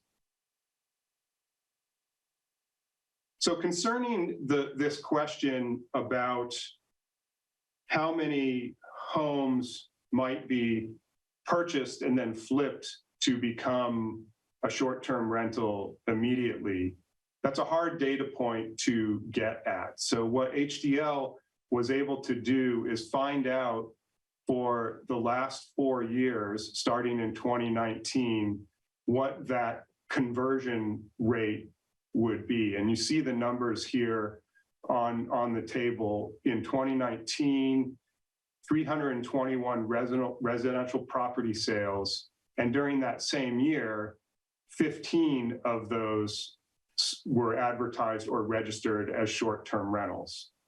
And so that's a 4.673% conversion rate. And when you go through the successive years, you see the numbers there. And when you get down to the numbers are pretty similar. And then when you get down to 2022, and this is as of September 30th, you see that, for 3/4 of the year, there was 260 residential properties sold and 21 of them advertised or sold as STR. And that in that for 3/4 of a year shows up as an 8% conversion rate, but the actual number for a full year to compare it to the other years wouldn't be known until the year runs out. And I see Council Member O'Neill has his hand up. Kevin, so your definition of residential, is that single family homes? Is that multifamily units? If Ms. Carter might know from HDL on the data point, please chime in for that question. Because if it's it would be, these are talking about residential units that are sold. So it would be a change in ownership. And that was right. But is a residential unit a single family home, or let's say a 4-unit complex switch? Okay, and it was 4 units that then converted. And so that would be one residential sale, but 4 units that converted to, STR. And then and this would not account for any ADUs that might have been built with the purpose of I know we don't allow it, but I'm sure it happens. Right, and the report for the latter question, the report that we gave in June talked about some ADUs that we're aware of that are being short-term rented, and we're working on bringing those into compliance because that is not allowed as part of the ADU program. In terms of the multifamily or 4-unit type of apartment complex being sold and converted, again, I don't have that data point in front of me. whether that was included in here. My guess is that it's not, but we can find out that information. Thank you. And yeah, and I think, oh, sorry. right. Oh, I was just going to say, I just don't know whether that has actually occurred, a sale of an entire apartment complex, 4-unit apartment complex and conversion. Well, I mean, I've been anecdotally told of at least a couple buildings, and one that was, I don't think it was sold, but it was a 6-unit apartment building that converted entirely to Airbnb. Yeah. I was told that anecdotally. Yeah, and again, I'm aware of that situation, but again, this is about properties being sold and converted. That was the driver for this inquiry. I see Mayor Pro Tem has his hand up as well, Kevin, so we'll just go with this. Thank you very much. While we're on this particular slide, I was wondering if we analyzed any data by region. Do we know, for example, if in any given district or maybe the coastal commission jurisdiction or particular neighborhoods, there's a concentration of properties being bought and then turned into SDRs than compared to other areas in town? And I don't have that data by district either. These are all excellent questions, and it speaks to the point about, I want to make sure the council is aware, is this is sort of the initial conversation about this interest to see if there's, about this issue, to see if there's interest from the council in directing us to do anything further at this time. And certainly the geographical analysis of conversions could occur in the future. Councilmember Beckmeyer.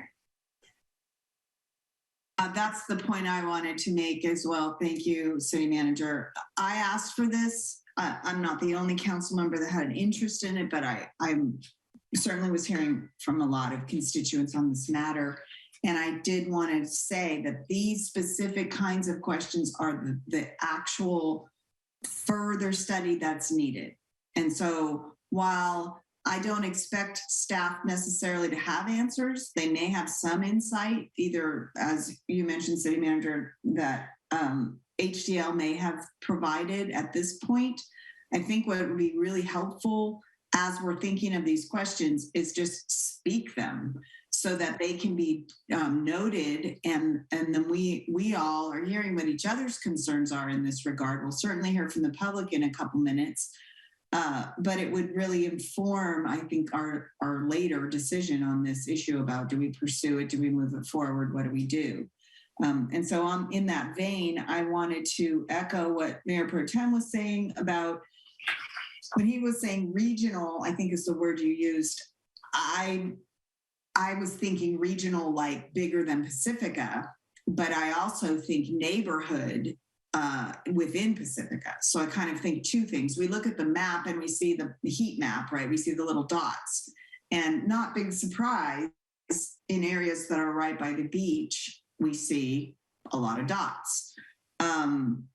So there's the in Pacifica kind of neighborhood analysis. And then there's a question I have is around the issue of what's the situation in other communities in San Mateo County. We often compare ourselves with them. How are they looking?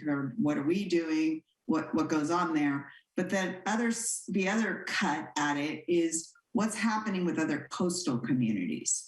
And I think there may be some opportunity to learn something about that from the Coastal Cities Group, certainly to ask the question. And they do have the facility to push out surveys statewide to other coastal communities. I know anecdotally we're not the only ones experiencing these increasing intersection between residents and visitors occupying short-term rentals. So I wanted to put that coastal city comparison out there as well. And I noted what Councilmember O'Neill was saying about the number of units versus the number of sales. I think that's really an important one as well. So that's really all I had so far. And I know that the city manager has a lot more to tell us, Thank you for this particular slide. I think it's very enlightening, and I think the very bottom, 2022, completely reflects what we are hearing from our community. And that is all I'm going to say right now. Carry on, City Manager. Great. Next slide, please. So as part of this analysis, staff looked at several different options that the council could consider that we want to get direction on. And if the council is interested in an immediate near-term action, I would recommend option one. That is to impose a cap at this point in time on the total number of STR permits issued in Pacifica until, and in the future, we revisit the program more holistically and do all the research and work required to understand other options. But imposing a cap would deter buyers purchasing residential properties for only STR use. It would, once the cap is met, no STR permit would be issued, could be issued until someone fell out and a slot became available. And most importantly on this option is that this is a pretty straightforward amendment and is manageable to track and enforce. The option two that's discussed in the report is to, and some cities do, is to limit the total number of times of days that an STR can be rented. And that also may deter buyers hoping to use residential properties full-time as an STR. This option is more complex, requires further analysis to determine what an appropriate limit would be, and would also require significant amendments to the ordinance and is much more difficult to track and enforce. And then option three mentioned here is to limit the total number of times an STR can be rented, may deter buyers of multiple residential properties for STR uses, and requires significant amendments and also difficult to enforce. So those are several options we identified. The council may have other ideas, but just to reiterate that for an immediate action that addresses the problem that has been raised, the option one would be my recommended option if we're going to do anything at this point in time. Next slide, please. So all of these would require consideration by the Planning Commission prior to City Council. And the amendments would also require certification by the Coastal Commission prior to enactment for those properties that are in the coastal zone. And one of the challenges right now with our limited planning staff capacity is planning staff is very focused on the housing element and other council identified priorities. So there's a staff time constraint there. Another component to this discussion that the council may wish to discuss is the financial component. In capping the number of STRs, you're limiting the TOT revenue that would be received. And so that's just a point to make and point out. And also related to that financial question is just to put it in perspective, that we're projected to receive approximately 1.3 million in TOT revenue annually if all the STRs that have been identified as active on the current market were brought into compliance. And I believe that might be the final slide. Next, questions. So I'm available to answer any questions about this initial summary and conversation about the program. Thank you, City Manager. Mayor Pro Tem. I see that you're kind of recommending that the cap on new permits would be the low-hanging fruit in terms of doing something immediately. Approximately how much time, if we were to sign off on that tonight, how soon would we be able to actually implement that? Well, with any of these amendments, the difficulty is the Coastal Commission approval of the ordinance. So I don't have an answer to that timeline. The actual work for option one is a fairly easy ordinance amendment for the city to consider, for the Planning Commission and the council to consider. And I think that that's according to the city attorney and their involvement, once that direction's given, we could prepare something within a few weeks. Again, right now, the planning department staffing is very impacted with 3 vacancies and working on some significant undertakings. So, just preparing the ordinance and bringing it to Planning Commission and bringing it to council is an impact to what our current workload is. I certainly have comments during deliberation about the need to work closely with Coastal Commission, but so we'd be able to, within a few weeks, maybe implement it everywhere that's not in the coastal zone. And then the Coastal Commission piece would be the other component. We don't know how long that would take. That's what I heard you say, right? Yeah, so, and City Attorney Kenyon might wish to chime in on this. So if you're implementing a CAP program that addresses the whole program, I don't know that we've thought through how you would divide up the CAP allocations between non-coastal zone and coastal zone, right? So it seems like it could get complex quickly to implement it in half the city and not in the other half, because it allows that half of the city to take up the CAP allocations, right?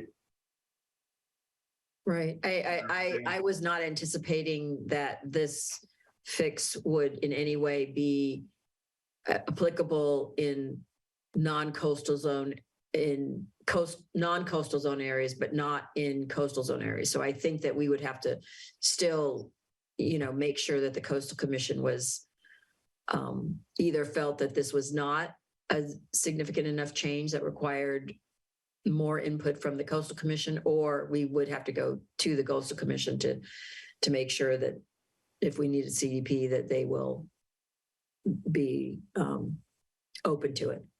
I just want, just for the public's reference, I'd like them to know that the Coastal Commission does not want to limit the number of short-term rentals in the coastal zone. They look at any limit as infringing upon the rights of people to visit the beach.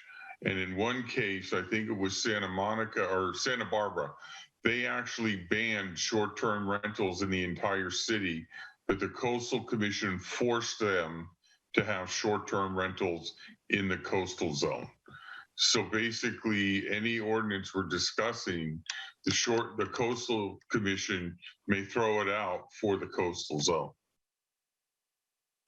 Councilmember Vardalos.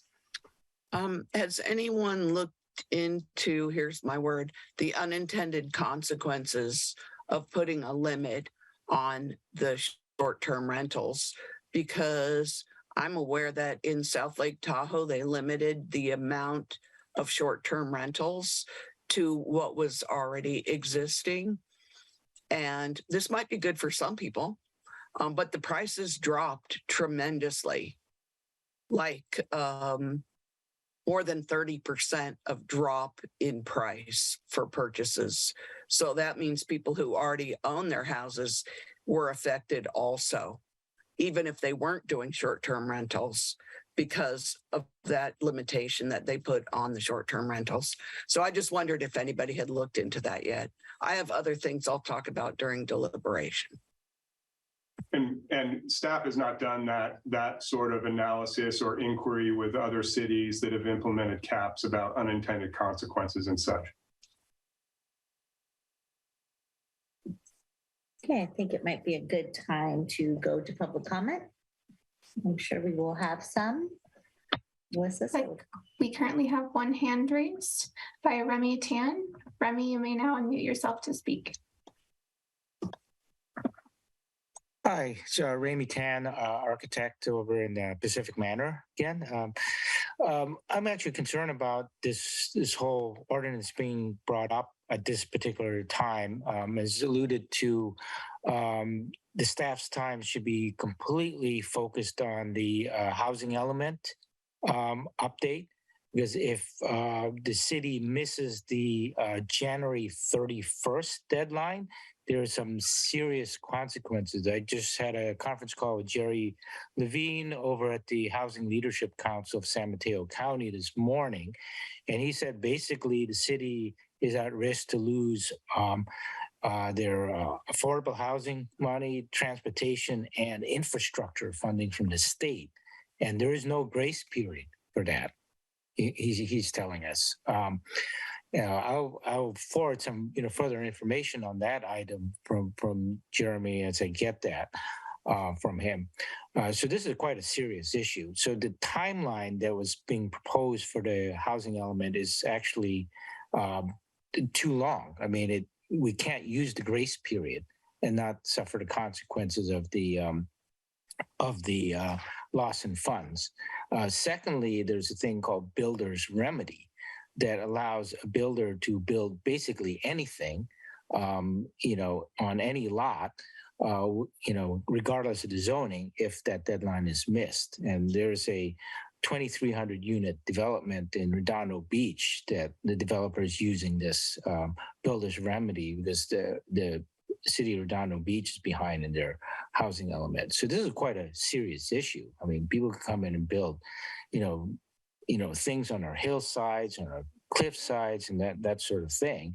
The only thing stopping will be, coastal commission or the fire department, in terms of environment, and they still have to do a EIR, but that basically takes it out of the city, city's hands and puts it into the state's hands, and all of that.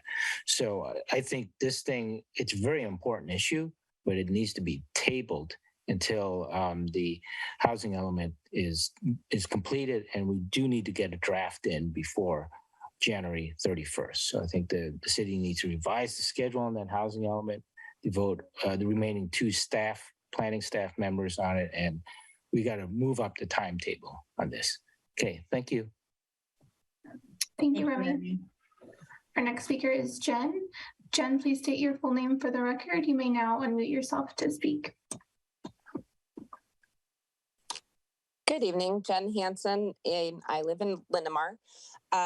I have been collecting data off of the Airbnb, and excuse me, I use the term STR and Airbnb kind of interchangeably, so please excuse if I misspeak. Ultimately, I'm referring to STRs. So I've been collecting data off of Airbnb since August 26th, and in the last 5 weeks or so, I have collected more than 170 different listings within Airbnb. Now, I do want to mark or note that some of those are multiple listings within the same property, but ultimately wanted to kind of point out that Airbnb started out as kind of a rent your room out to kind of subsidize your mortgage, and Verbo started as kind of a rent out your house while you're out in Spain or kind of to cover your mortgage type things. And one of the big conversations we've had amongst a lot of the people is not concerned with hosted STRs. It's with the unhosted STRs and the houses being purchased and flipped into STRs. So when it comes to talking about this, I do want to make sure that council preserves the idea of people supplementing their mortgage with renting out rooms or in-law units or things like that. What I would really like council to take a look at as how Airbnbs and STRs are gobbling up our housing, specifically single family units. In looking at some of the stuff that I have collected, we have 2 very specific realtors in the area that are not Pacifica realtors that are facilitating purchases by multiple owners purchasing property, but they are facilitating those transactions where they are the buying agent or the selling agent of record. And then within a couple weeks, those listings are coming up on Airbnb. One realtor has 15 properties listed. 3 of them were sold in the last 4 weeks. Another realtor has 11 properties listed, most of them purchased in 2022. Also in my data collection, I have identified 3 different apartment complexes that are now fully Airbnb, meaning they were long-term rentals. The people who were renting them have since vacated or been evicted. And now every unit within those apartment complexes have become STRs. In monitoring some of the more recent housing transactions, most of the units that were sold that eventually ended up on Airbnb are selling between $35,000 and $200,000 over listing price. Many of the units are up and labeled sold within 8 days. I've been recording a lot of that. A lot of my so sorry, but your time is up. Your information is so valuable, but I have to stop you because your time is up. So I hope to hear from you again. Thank you. Send us emails. Thank you, Jen. Our next speaker is Caitlin Quinn. Caitlin, you may now unmute yourself to speak.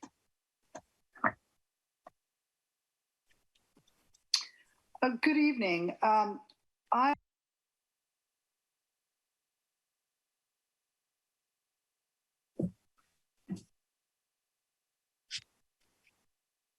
think we lost her. I lost the audio on that. Me too. Sorry, can you hear me now? Yes. Hello. Yeah, apologies. No So worries. I live in West Sharp Park, and in just a 4-block radius around my home, there are now almost as many properties operating as unhosted STRs as there are properties occupied by residents. And the effect on the neighborhood has been corrosive. Neighbors have been replaced by a sea of constantly changing faces and cars. I now live next door to an unhosted STR that is owned and operated by a corporation. Every 2 to 3 days, another group of cars or trucks pull up and crowds of people pile into the 3-bedroom home. We have experienced issues with garbage piling up and not being taken out, with noise, and even with light pollution. To a corporation operating an STR, neighbors and neighborhoods are just collateral damage in the pursuit of profit. And this same corporation operating next to me now owns or operates 15 unhosted STRs in Pacifica, 10 of which are located in West Sharp Park and 5 in Pedro Point. Back in August, that number was 11. So that's 4 more Pacifica properties acquired and converted in just the last 6 weeks, and that represents a 36% growth rate.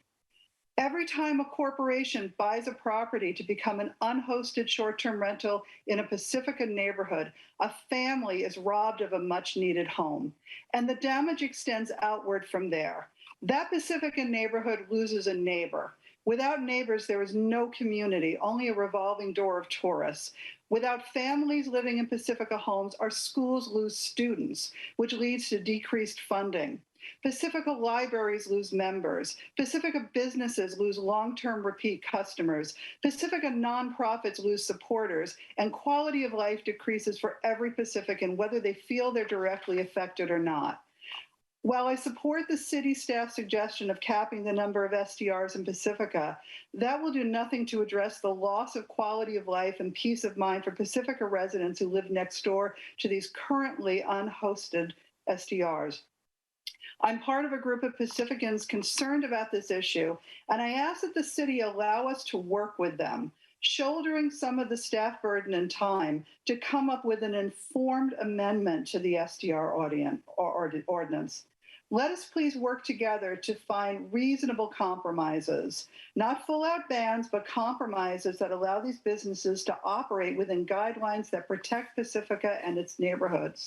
I also respectfully ask the city to set up a hotline or website for the express purpose of collecting data and information from Pacificans who struggle with unhosted STRs in their neighborhood, as many people, myself included, do not feel comfortable reaching out to an already overworked Pacifica Police Department with these types of complaints. Thank you.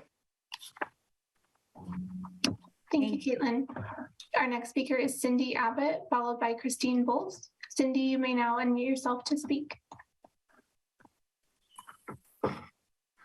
Good evening, Cindy Abbott, West Sharp Park, 25-year resident.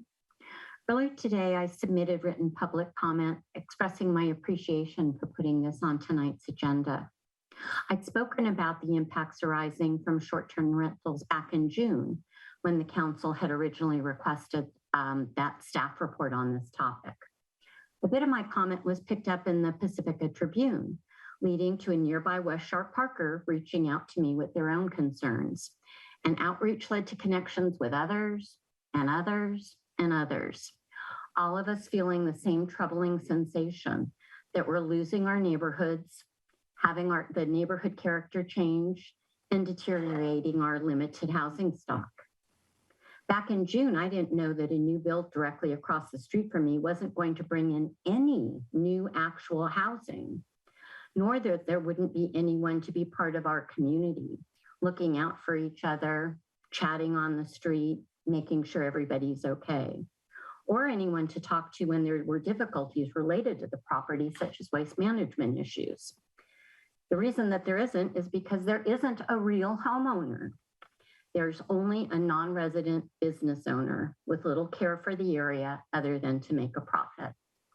I'm requesting City Council implement a moratorium before the end of the year that places a hold on any new short-term rentals in the city. And asking then, as you've talked about already, and as the recommendation by the city manager, to place this on the 23-24 staff work plan. Look at all those things that you've been talking about, limiting numbers in neighborhoods, looking at hosted versus unhosted, commercial real estate ventures versus private ownership by individuals who have actually lived in the property, and appropriate fees for impacts on the neighborhood. And I'd also like this to be done by neighborhood versus the city as a whole, as I think you also thought was important the last time this came up. Many other municipalities in California are grappling with this same issue, and they have placed a moratorium on future STRs while they've been studying how to update and amend their ordinances. And that's what I'm asking you to do. Please follow the lead of places like West Marin, Sonoma, discussions in Monterey County, and other places throughout the state. And do this now before we lose more residential housing and no longer have neighbors. And do it now before additional development plans that we know that are going to be coming, not only in West Sharp Park, but in other areas of the city get underway without having appropriate protections for our neighborhood character and resulting in other places having structures being built that have not met the need of the housing for our community. Thank you. Thank you, Cindy. Thank you, Cindy. Our next speaker is Christine Bowles, followed by Aaron Macias. Christine, you may now unmute yourself to speak. Good evening again, Council and staff. This is Christine Bowles, and I really appreciate you putting this back on the agenda. I think I'm the first one who brought it to your attention back in January when I was contacted by a low-income resident on Esplanade who was losing her apartment of 16 years, being evicted for an Airbnb conversion. And as it turns out, her whole building is in the process of being converted. The 2 units facing the ocean have already been, and another 70-year-old woman named Kim, who lives on the back properties, has also been evicted. I ran into her while canvassing last week, and she was frantic trying to move and already past the deadline and, not able to find a place of her own. She's lived in Pacifica for all her life, works at Ross starting at 3:30 in the morning, takes care of her 101-year-old mother, and here she is worried that she's going to be out on the street because she's lost her rental. And so, this is an example of one that's not a sale. It's an owner who rightly owns these buildings, but who is seeing that he can make a lot more money charging $500 a night versus, whatever, $1,500 for a monthly rental. And, as Remy talked about our housing element, we really need to look at this seriously because we are losing what little affordable housing we have. And we have built hardly any, even regular priced housing. So those are also being taken away from our families with children who, participate in our community and go to our schools and so forth too. It's really changing the fabric of our community. And I think this issue really needs a lot more in-depth study to really understand the issues and the repercussions before we're ready to make a decision. As a few people have mentioned, some of us have been digging in and trying to study these issues, documenting what's there, how many bedrooms, who owns them, and also researching other codes from other cities and ordinances in other coastal cities too. Half Moon Bays is coming before the Coastal Commission on Friday. I think we need a lot more information to be able to move this forward, and many of us would like to volunteer to help with that. I'm suggesting that perhaps there could be an ad hoc council committee that could join us, and then we can come back and present much more detailed information in January. I agree, our planning staff has no time. They have much higher priorities right now, but we, the public, are ready to dig in and help us work on these issues for our community. Let's see if there's anything else I wanted to say. CAP is problematic. Thank you so much. Hosted versus unhosted. Thank you. Thank you, Christine. Our next speaker is Aaron Macias, followed by Clifford Lawrence. Aaron, you may now unmute yourself to speak. Good evening. This is Erin Macias of Lindemar. Can you hear me? Yes, okay. Due to personal circumstances, I'm not as prepared as I would like to be tonight. So please excuse my disorganized thoughts. Looking at the regional housing needs assessment and seeing that 8% of the home sales have been converted to STRs before the year is even over, I have to ask, how many more houses are we going to have to build to offset the losses from the STRs in Pacifica? A temporary moratorium should be placed on STRs because the housing element issue and because it appears the city may have accidentally permitted some hotels in the R1 zones, creating zoning violations. It is reasonable and necessary to place a temporary moratorium to address an emergency situation, such as resident displacement. We need a clearer set of steps in place for applicants. We need to look at what happens when someone gets a permit and then changes the property, such as adding nuisance items like a hot tub. Obviously, we're in a drought. That's another issue. Quiet hours are also an issue. Young children do not go to bed at 9 o'clock. They usually go to bed between 7 and 8. Option one with a cap and another option that limits the number of days per year would be a good hybrid model. We should also look at the hosted versus unhosted rentals. I have to say, I think the TOT revenue is not going to decline. I think it's going to level out. They still generate revenues for the city. The California Coastal Commission is not recognizing that by impeding the city's ability to manage their own housing rules, they're actually limiting access to the coastal zone because the rentals in the coastal zone are for the elite who can afford them. Check out the beachfront rentals. So I have to ask you, can socioeconomically disadvantaged people afford $500 a night? No, they can't. And their argument is completely unfounded. We also need to look at the collateral damage from short-term rentals, such as reduced enrollment in our schools, chronic nuisances and the draw on public resources, absence of community investment and volunteers, displacement of residents. And my other observation is just excessive landfill from these sites. I ask that you please place a temporary moratorium and that you prioritize these three options presented by staff and we put a reasonable update in place. Thank you very much for your energy on this issue. Thank you, Erin. Thank you, Erin. Our next speaker is Clifford Lawrence, followed by Julie Hong. Clifford, you may now unmute yourself to speak. Good evening. Councilman, sorry I didn't make the appropriate intro on my last speech, but thank you, Council, City Manager, neighbors, and friends. This is a problem. We know we're in a hole. We're digging a hole. We're trying to get additional housing here.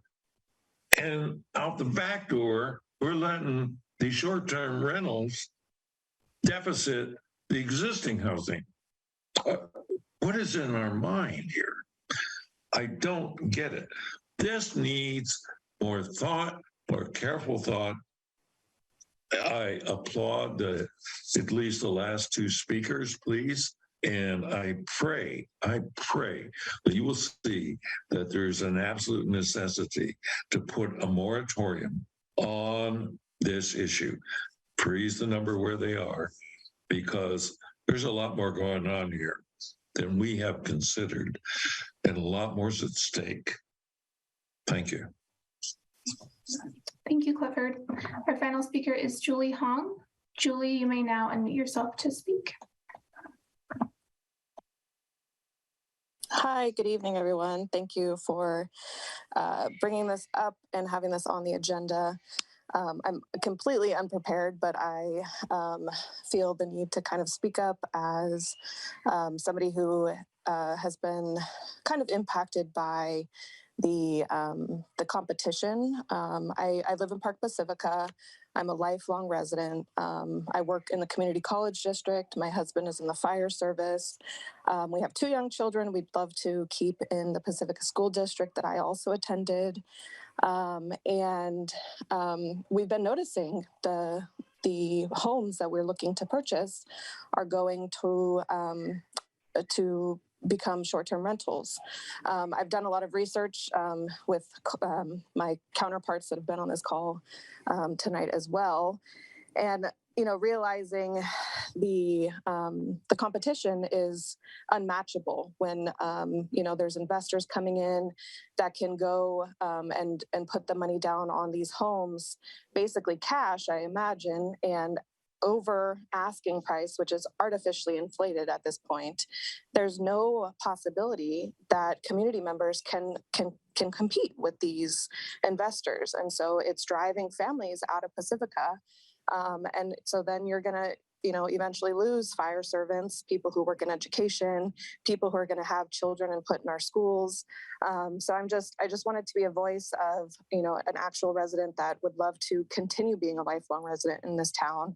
And I'm asking that City Council please be aware that this is happening, see the impact that's happening. In the back of the valley, there's been, 8 homes that went up in the Park Pacifica neighborhood recently that have all been sold to 2 particular realtors or bought by 2 particular realtors. And they're homes that we would like to purchase as well, but we are unable to compete with them. So please listen to all of our voices and please take consideration, try to keep Pacificans here, try to keep families in this town. If our communities just turn over to investors, there's going to be nobody left here to be a community. Like others have said, if we can please implement a moratorium until this is investigated further and looked at more thoroughly. There needs to be more regulations in place so people can have an opportunity to stay here. So thank you for listening, and thank you. Have a good evening.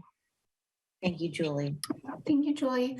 We have one more hand raised by Cassie. Cassie, please state your full name for the record. You may unmute yourself to speak. Hi, my name is Cassandra Jones, and I actually have an Airbnb, a short-term rental in Pacifica. I was raised by my mother and her best friend. So unfortunately, my my unbiological mother never adopted me. Therefore, I am resulted in paying very, very high property taxes. My home, my grandfather built, he was badge number 1 police officer in Pacifica. We've been residents our whole entire lives. Unfortunately, I'm a single mother and cannot afford the home on my own. So the short-term housing rental has allowed me to keep our home in the family.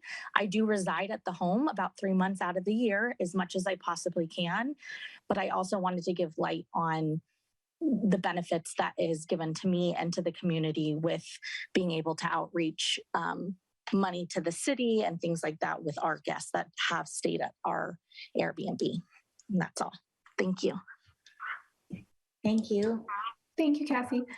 Madam Mayor, there are no more hands raised at this time. Very good. Thank you, Alyssa. Mayor Beer, Yes. Kevin Woodhouse, City Manager. I wanted to make one clarification, inadvertent mistake that I had in my PowerPoint presentation. So for option 3, inadvertently on the slide, it just repeated the wording of option 2. And I wanted to make sure for council and the public's sake that option 3, as discussed in the report, and numerous of the commenters mentioned this as well as council members, talks about limiting the number of STR permits that can be issued to each person. So again, that's a more complex option, but it gets to that point of a single owner of multiple STRs. So I just want to make that clarification because the presentation wasn't clear about it. Thank you. Thank you. Yeah, I did notice that, so I appreciate your clarification. Mayor Pro Tem and then Councilmember O'Neill. Thank you, Madam Mayor. And it was really helpful for me to hear that last commenter's perspective as a host, but someone who is an on-site host. And it makes that third option look more attractive to me. Before I go into my deliberative comments, I have a question, probably winds up being for City Attorney, about the topic of an emergency moratorium. I appreciate that we would need to make findings. I also appreciate that if we were to do that this instance, we probably wouldn't have the findings on hand. What kind of findings would be required, or what kind of time would it take to make those findings if we were to do an emergency moratorium rather than a cap? Yes, thank you for that question, because we did discuss as one of the options, perhaps recommending a moratorium. And there's a couple of reasons why we didn't include that recommendation, although, if that's the direction of the council, we will do that. For this type of moratorium, it has an initial duration of 45 days. In order to adopt that ordinance in the first instance, we would make a finding that there is an immediate threat to public health, safety, or welfare. Now, while the data that we've collected so far may not suggest that, clearly there's anecdotal evidence, you've heard it by some speakers, that we could arguably, make that finding.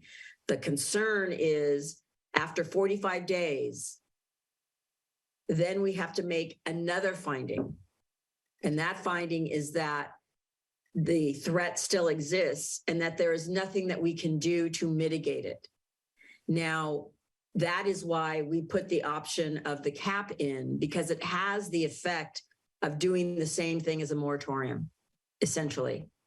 And that cap would limit future residential properties from becoming SDRs, because there would be a cap on the permits. And we can discuss what that cap should be, but understanding that what the manager and his staff have told you is that the ability to create this wholesale revamp of our STR ordinance in light of the concerns that have been raised, it's going to take longer than 45 days, and it's going to be months, most likely, because of the statements made earlier with regard to the housing element. That does need to be taken, that it is not a January 1st deadline. That's not accurate, but there is a deadline that we're going to have to meet, and that does have to take priority.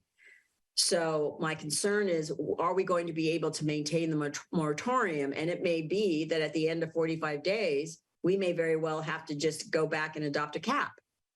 And so the question for the council is, do you want to have an immediate impact? And I think the immediate impact of a cap, which essentially serves the same purpose as a moratorium, practically, would be easier to accomplish and faster than a moratorium, which would require, a more detailed process that even after we adopt this initial ordinance, adopting the moratorium. We're going to have to come back after 45 days to adopt another one, and then we will have another extension, assuming that we can make those findings, which, as I said, I have a little bit of a concern about, because we're going to have to make a finding after 45 days that there's no way to mitigate it. And that is what causes me concern, because I think we can mitigate it by imposing a cap. Thank you for that answer. And I have longer deliberative comments, I suppose. But and first of all, I just want to thank Councilmember Beckmeyer for bringing this up. I like the cap idea. I like more than the cap idea. I think that it's going to take substantial time to develop those other ideas, and that's why we need to discuss it at goal setting.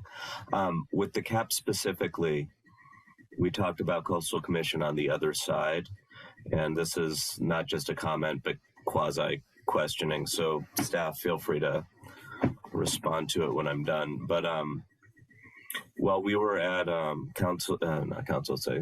we were at Cal Cities in Long Beach, I got to attend. They do a series of updates for lawyers, essentially. And I had the good fortune of attending a really interesting one last year. And this year, it was about housing development, essentially.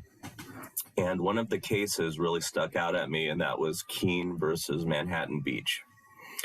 And basically, what wound up being the conclusion of it was, because Manhattan Beach hadn't vested their STR program with the Coastal Commission ahead of time, they took years to find out that they really should have. And so coming back to the discussion we were having at the beginning of this item, it seems like it's really important to our success that we make sure to reach out to the Coastal Commission sooner rather than later. And if we're going to be successful, even with something like a cap, we need to make sure that that's our next phone call after we say, yes, let's go forward with the cap, because I don't want that to be what undermines us. Councilmember O'Neill. Yeah, I'm supportive of a cap, but I would like to hear from the city attorney. Could we at least pass an ordinance for you buy a house or the building, multi-units, and it's a year before you can make it a short-term rental? Because when I was at the League of Cities, I went to the one for Truckee, and it's been operating, I think, about a year now or something like that. There's not been any lawsuits, but they actually had a whole plan where if you buy something, it's at least it's a certain amount of time before you make it an STR. But then then that just got you on the list because they put an 8.5% cap on all your housing stock being STRs.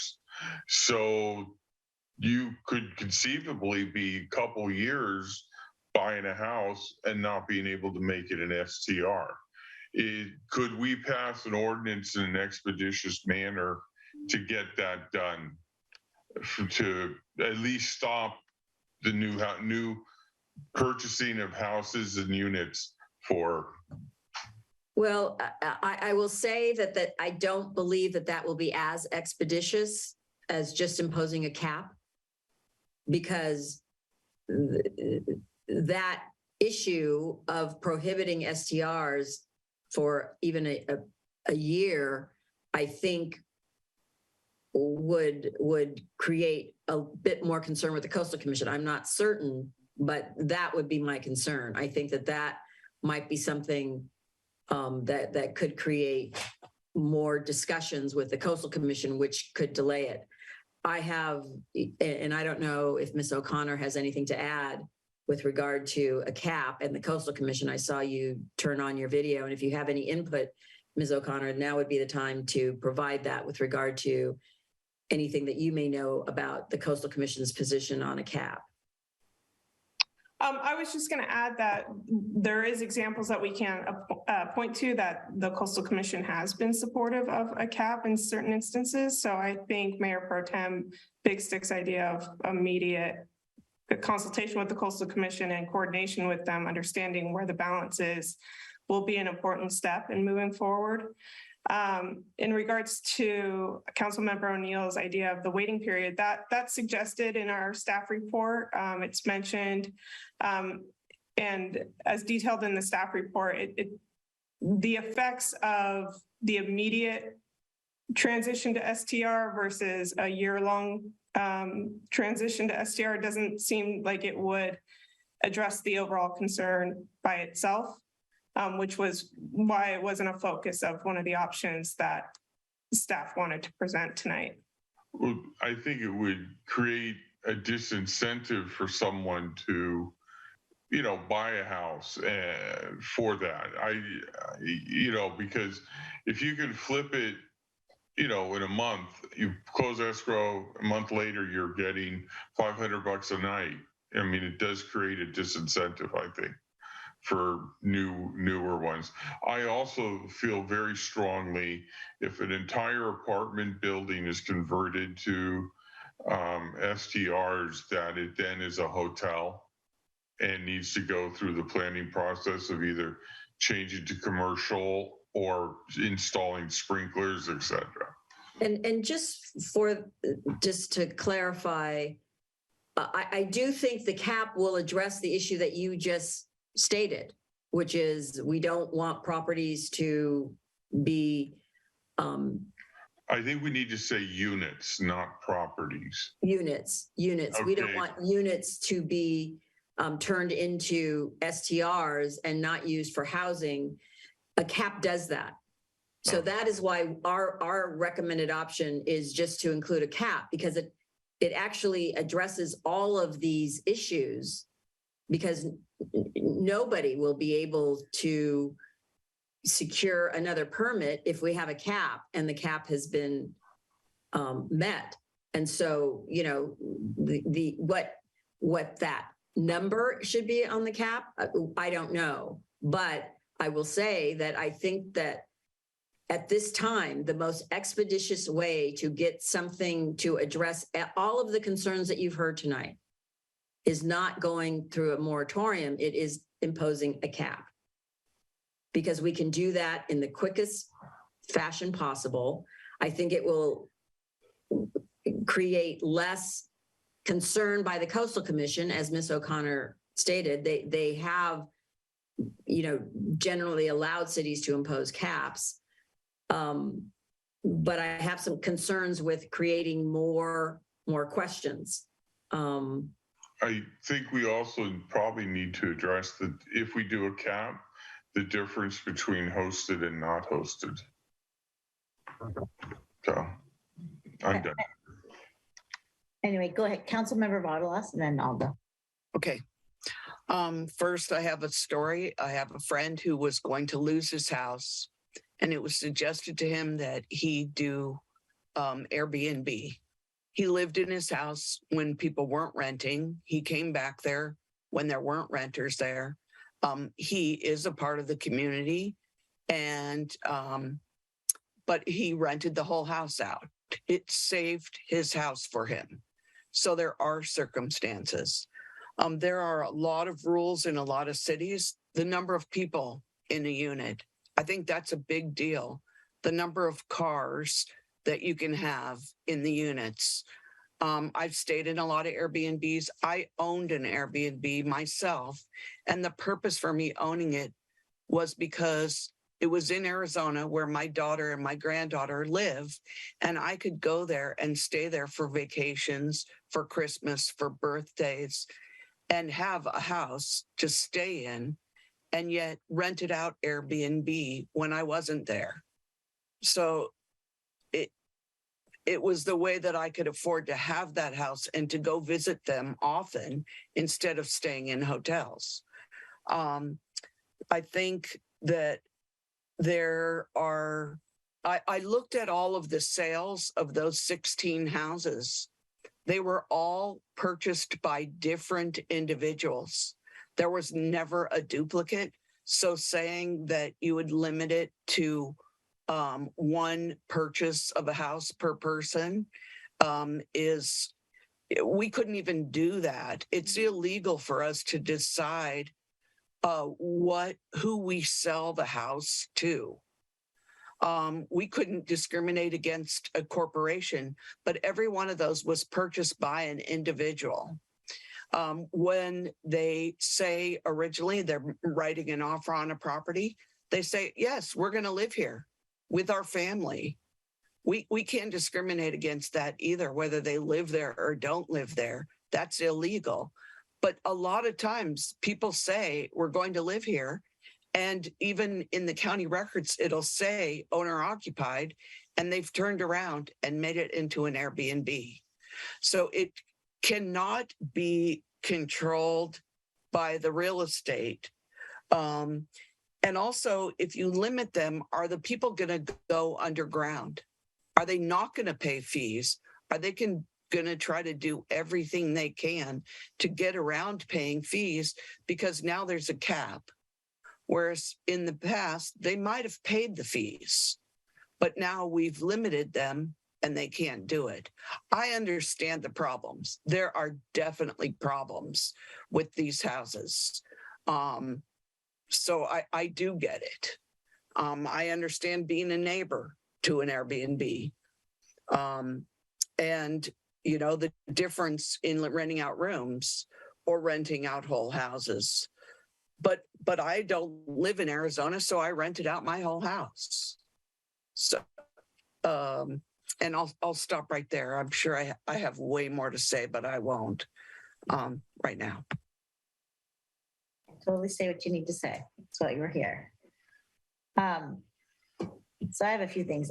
First of all, I want to thank of the callers who have provided us with all this data. I want to see the data.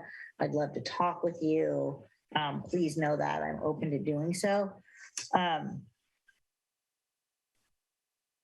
think in order to create an ordinance that we need, we're going to need the time to study it properly, you know, by neighborhood, hosted versus unhosted. There's so many different pieces of the ordinance that we're going to need to look at. But I feel very, very strongly that we can't allow this to go on while we're taking the time to do all of that. And so we know that technically we're not going to be able to look at this ordinance until next year, right? If we practically, right? Like we'll have to talk about it, introduce it at goal setting, see if that flies.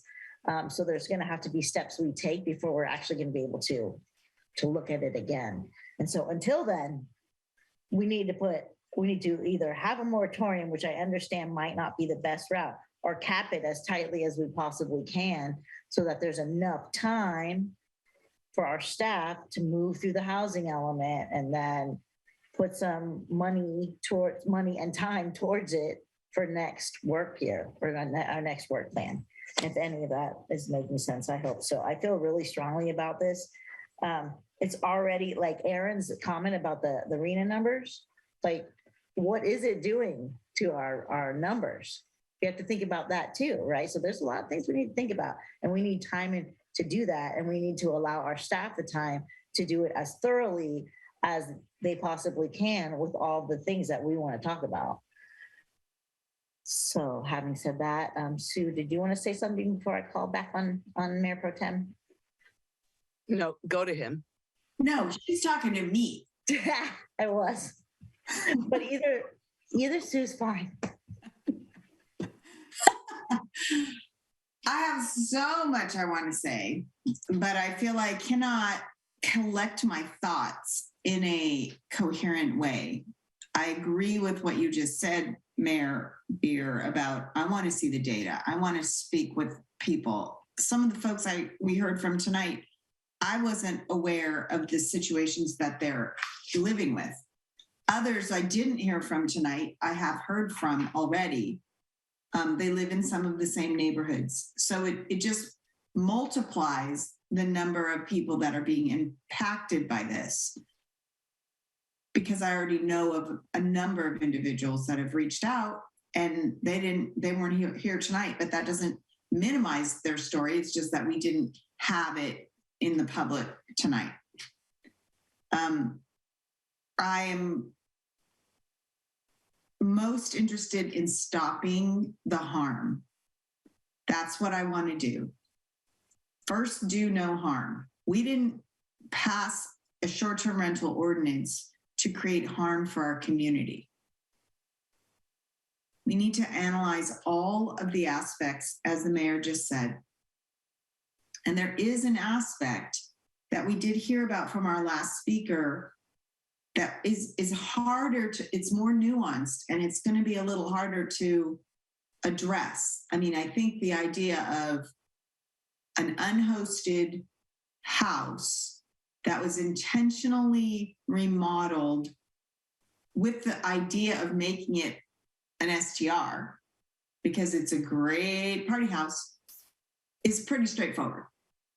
But the instances that are more nuanced, like a long-term resident family who needs to have this option to be able to hold on to their home, as Councilmember Vaterlos brought up, those are also ideas that need to be factored in. And that can also create harm to our community if we're too swift or too, I don't know what the right word is, but too extensive in what we immediately stop or how we immediately stop it. It can have, as Sue Vaterlos says so well, unintended consequences. So in this instance, I'm really going to trust our legal counsel in terms of how she's advising us. I like the word moratorium. It sounds really strong and clear and sending a message. But if the impact isn't getting us what we want, then I'm willing to do something that's called something else, such as a cap.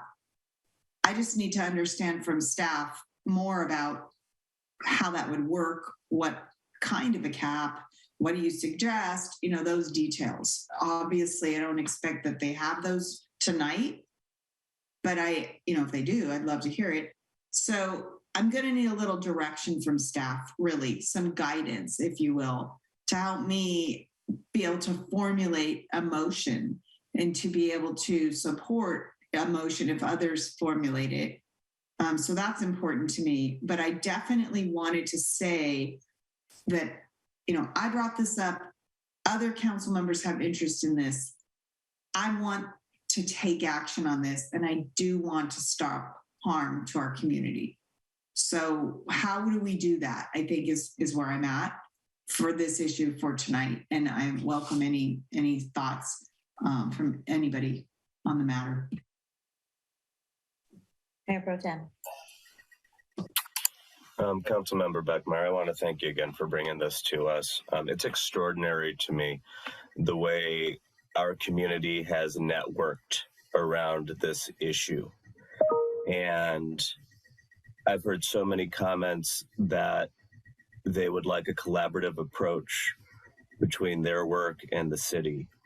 And I think that's the value of making sure that we're discussing this at goal setting, because I think that that's not necessarily an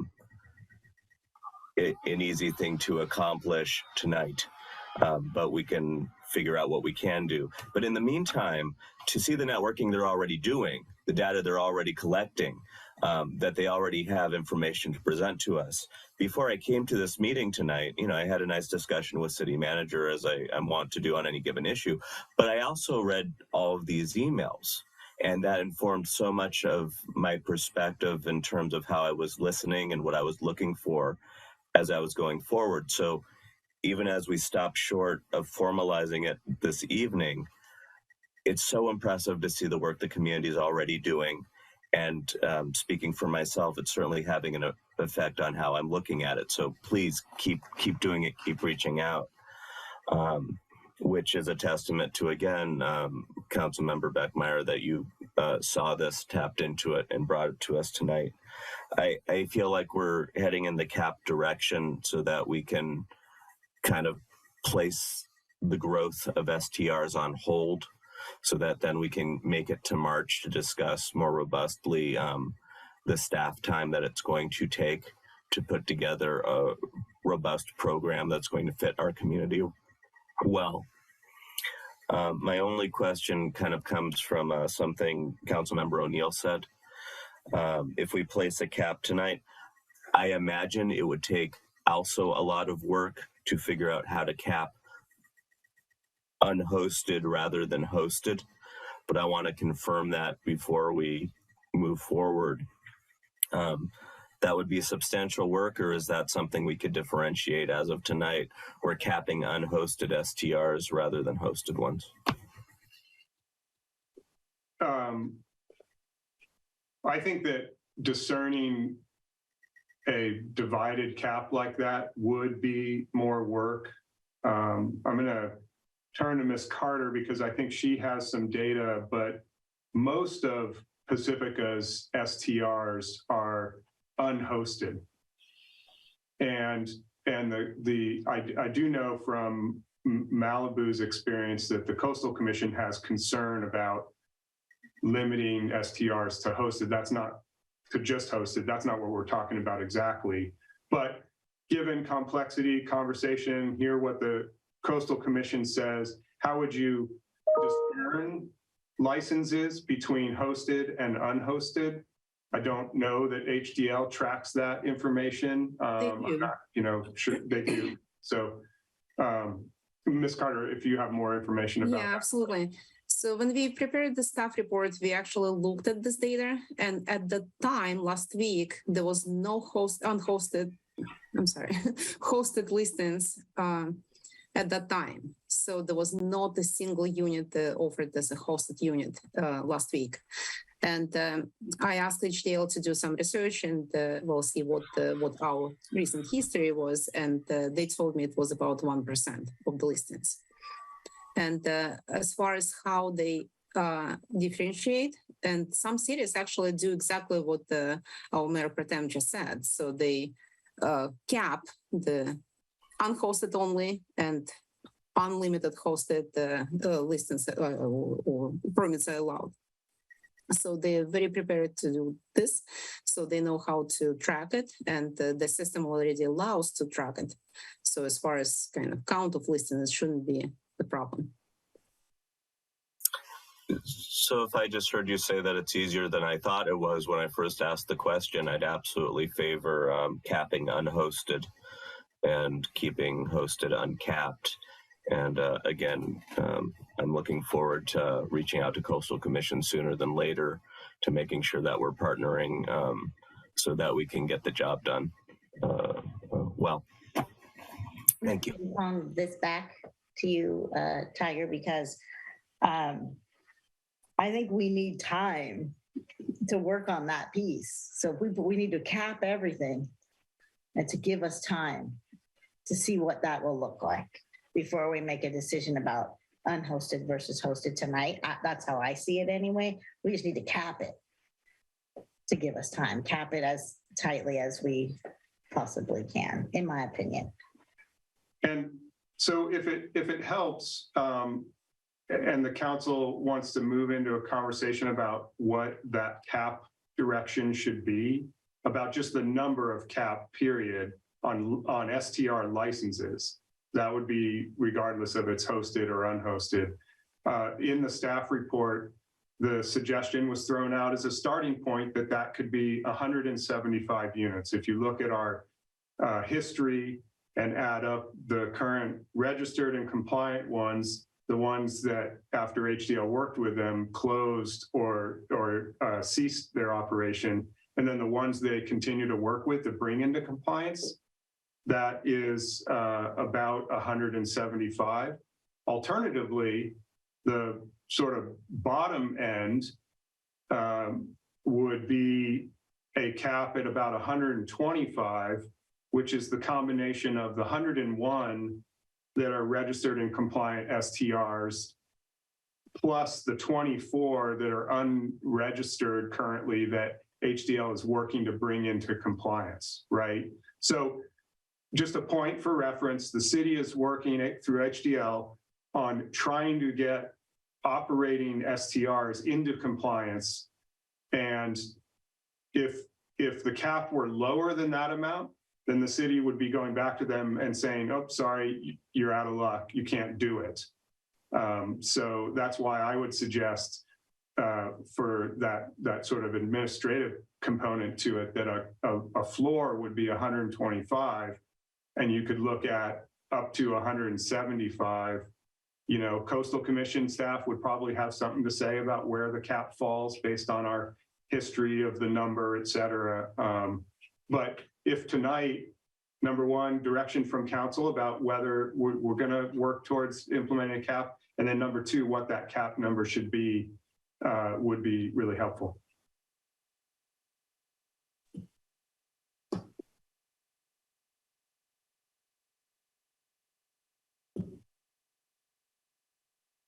Thoughts, questions? I would be fine with the 175 if that includes everybody that's already there and all the other two categories, and then that's the existing people and we're done.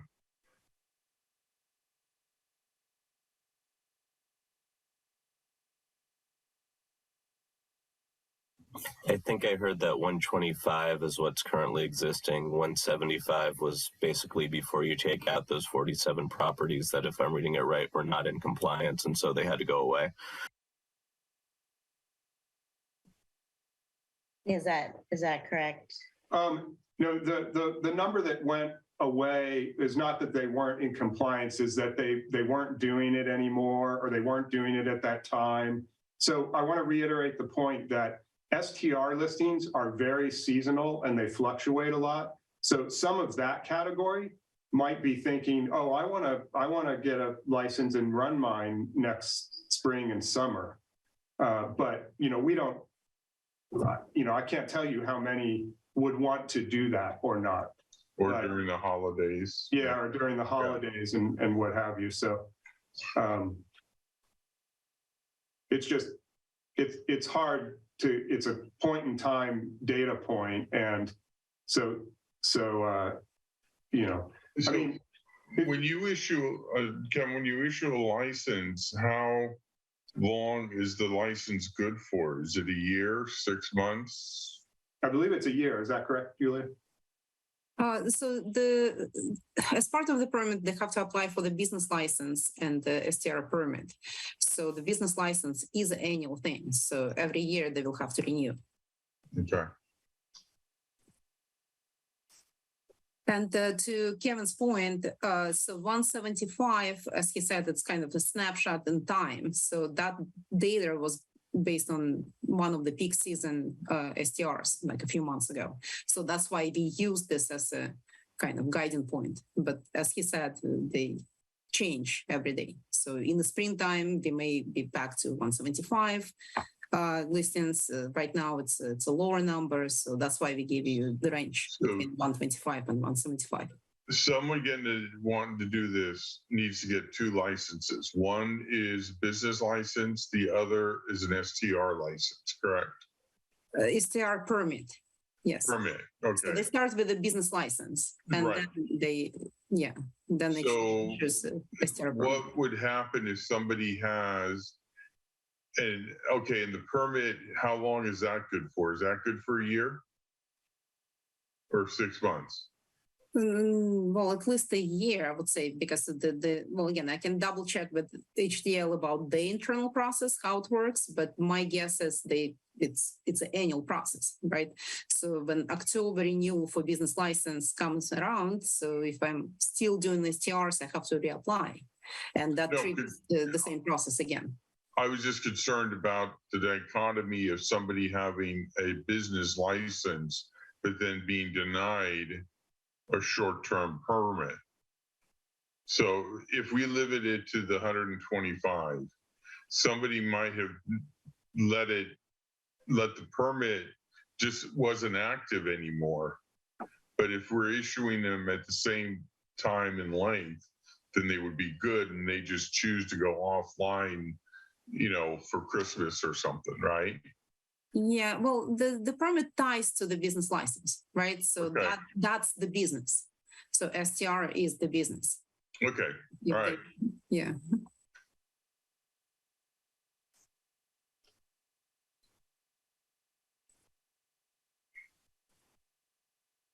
Other thoughts about this? I was going to mention just briefly while there was silence there, a couple other points that were brought up. There was a question about RENA, and I think, and Ms. O'Connor can clarify, but we're talking about existing homes here. I mean, someone could build a new home and then it would convert, or could try to convert it. But when you're talking about existing homes, you're not talking about RENA allocations or compliance. And then there were numerous comments that were more along the regulations and enforcement in the program, trash, noise, hot tubs, et cetera, things like that. And I think in a broader, more holistic review of the STR ordinance, we can look again at those types of regulations, understand more specifically what Airbnb and VRBO are doing about enforcing their regulations and what the city's role would be. Yeah, I appreciate you saying that, city manager, because, you know, when we passed the SDR ordinance, we had to give it time, right, before we actually reviewed it.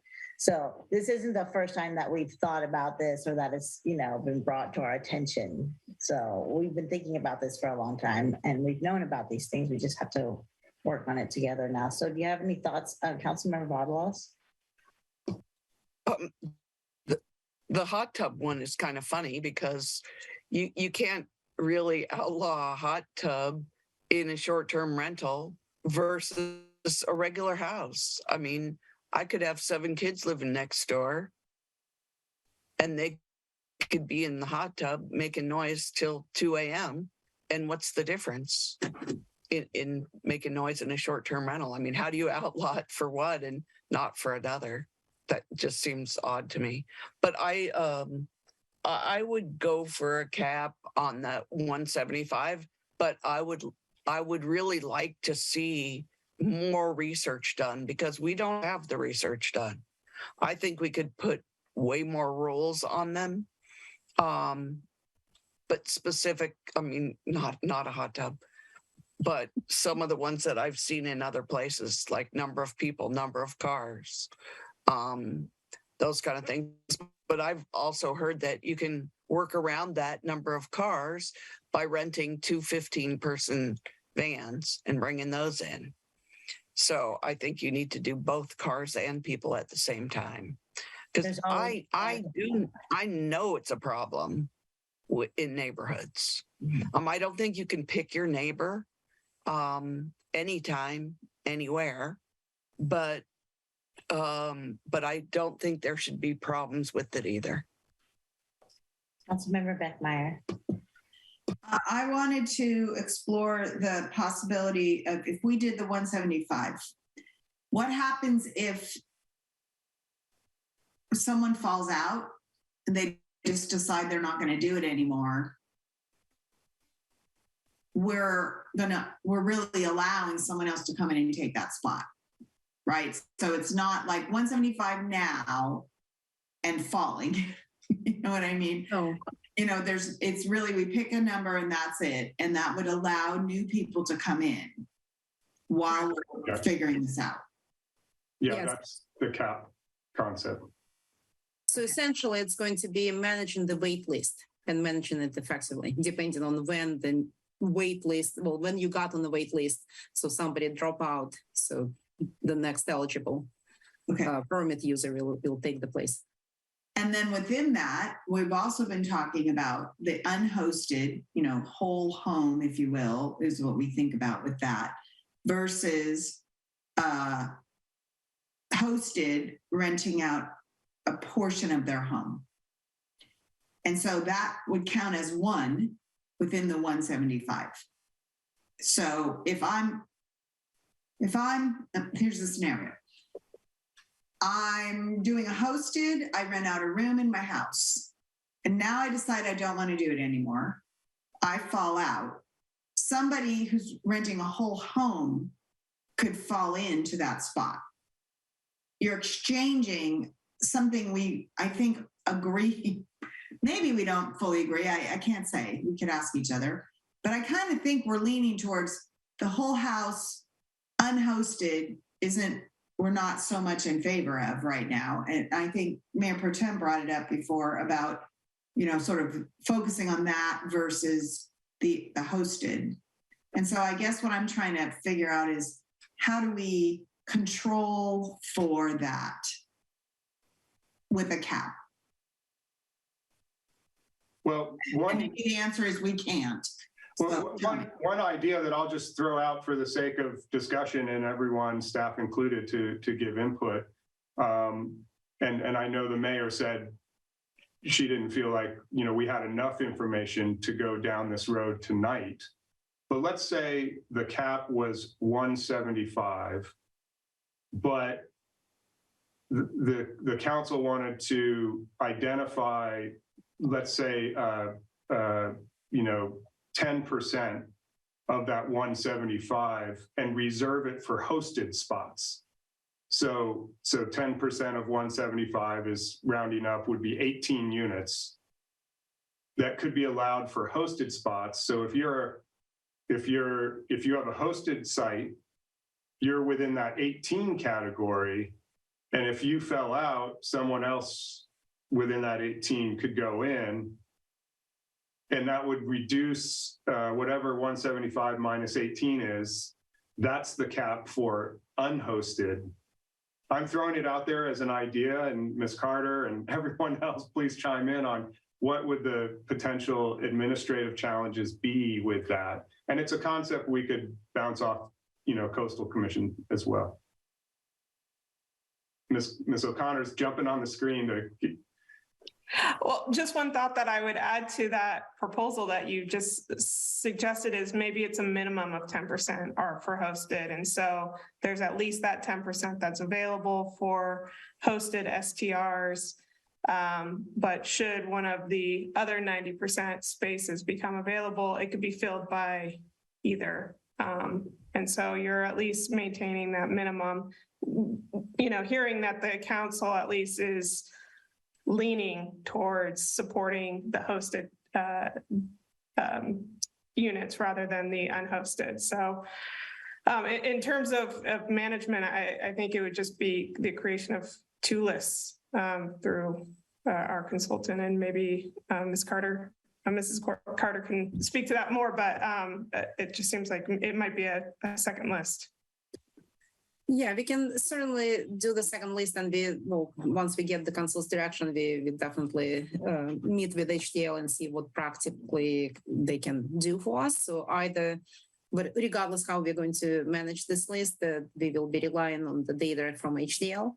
And I know for sure that the system allows to track this hosted versus unhosted, and they definitely very equipped to do it for us. So as I mentioned before, the number or percentage of hosted listings is so small. So it will never exceed 10% of our total STR listings. So many communities kind of do the same count, and they just choose not to even track the hosted listing. So in other words, allow them without the cap, but we can certainly cap all of them together and maintain 2 lists. So HDL will be doing it for us most likely. And I guess, sorry to jump in, but Ms. Carter just mentioned an idea would be you don't cap hosted at all. You just decide the cap for unhosted. And it only applies to unhosted. And I maybe Ms. Kenyon, City Attorney Kenyon can jump in. I have this nagging thought in the back of my head that the hosted situation could be somehow difficult to practically track, where someone says that it's hosted, but they're gone for the weekend and their whole house is available.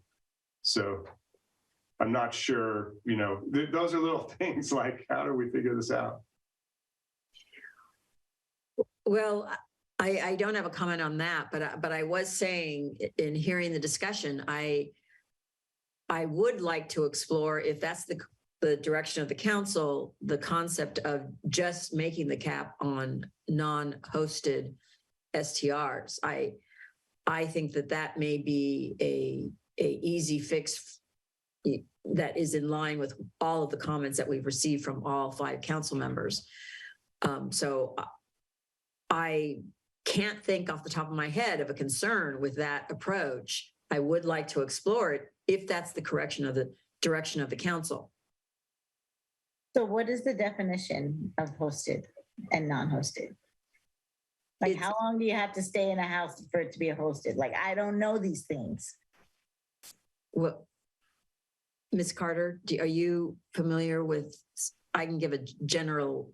Sorry, I can only give general ideas. So the idea is you rent a portion of the house with the resident living in the house. So you rent a room or some kind of ADU or something, that the portion of your property. Yes. It generally means that the host is present. Right. All the time. During the stay. All the time, yes. Yeah. I mean, and that's how it's going to be. All the time. I mean, we do not regulate all the time. But I mean, you'll be advertised this way. Yes. It would be advertised as you are renting a room, not the whole house without a host. Yeah, it's basically room versus whole house. No, well, it could be. It doesn't mean you're going to be there every minute, because you probably aren't, but you generally live in the house and rent a room. Yeah, I think that's why I was seeking more information. Like, I just want to cap them all so we can get all the information we need, again, as low as we can. So you're talking about 175. I'm like, the floor is 125. So then my middle of the road person goes, okay, well, how about 150? Like, I feel like I'm, negotiating or something, but I just want to do it as tight as we possibly can. Go ahead, Mayor Pro Tem. Thank you, Madam Mayor. And somebody used the analogy earlier that, somebody goes to their vacation in Spain, and then while their house is available for that 2 weeks, that's when they rent it out, and otherwise they're there full time, which strikes me as a definition of hosted. But more to the point, if we're putting this cap on, it has to come back to us as an ordinance, doesn't it? Yes. Okay, so when the ordinance comes back to us, anytime we look at an ordinance, within the context of that ordinance, there's a definition. There's at that time a clear definition. And at that time, we have the ability to then redefine it if we don't like the definition that has been brought to us. So while we don't necessarily have a crystal clear understanding of what the definition of hosted is this moment, in a month or whenever it's brought back to us, there will be a definition there. And if we don't like that definition, we can tweak it to our desire, so, which to my sensibility lends itself to capping the unhosted and leaving the hosted uncapped, and sending that direction for the ordinance we'd like to see.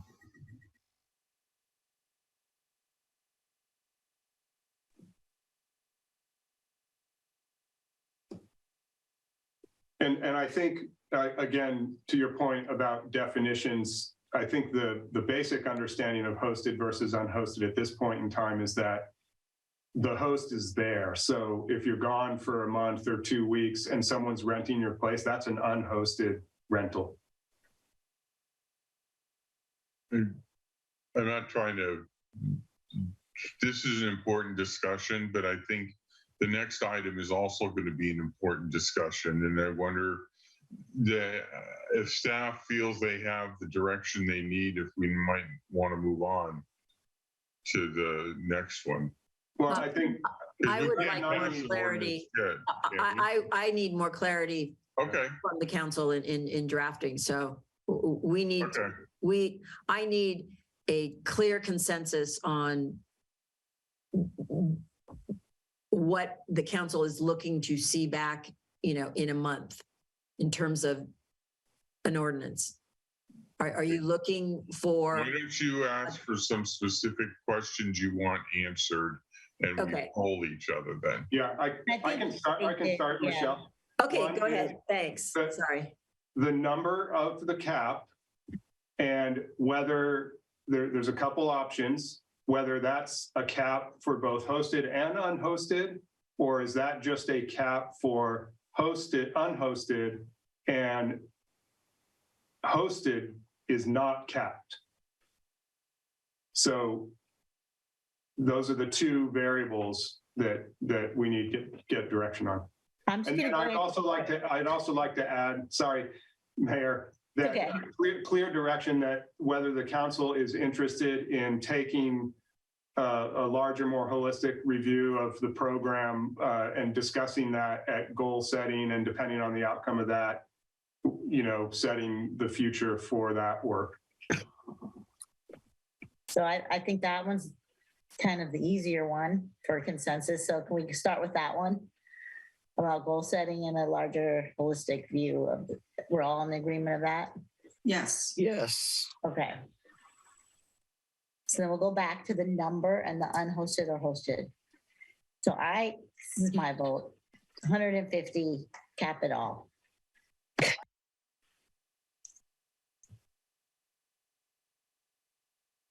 I would say 175, but I'm okay with 150. 175. And the mayor also asked that it apply to both hosted and unhosted. So yes, yes, what? Hosted and unhosted. Okay, so we have two council members who want the cap applied to all SDRs. Yes, so far. And unhosted only. So you're saying, wait, Sue, you said unhosted, so cap only unhosted is what you want. Right. What about the number? 175. 175 unhosted only, 150, all of it. 150, all of it, Ike? I was either 175, both kinds, but I'm okay with 150 too. Okay. Okay. I can live with 150, and I'm okay with capping all of it. Tiger?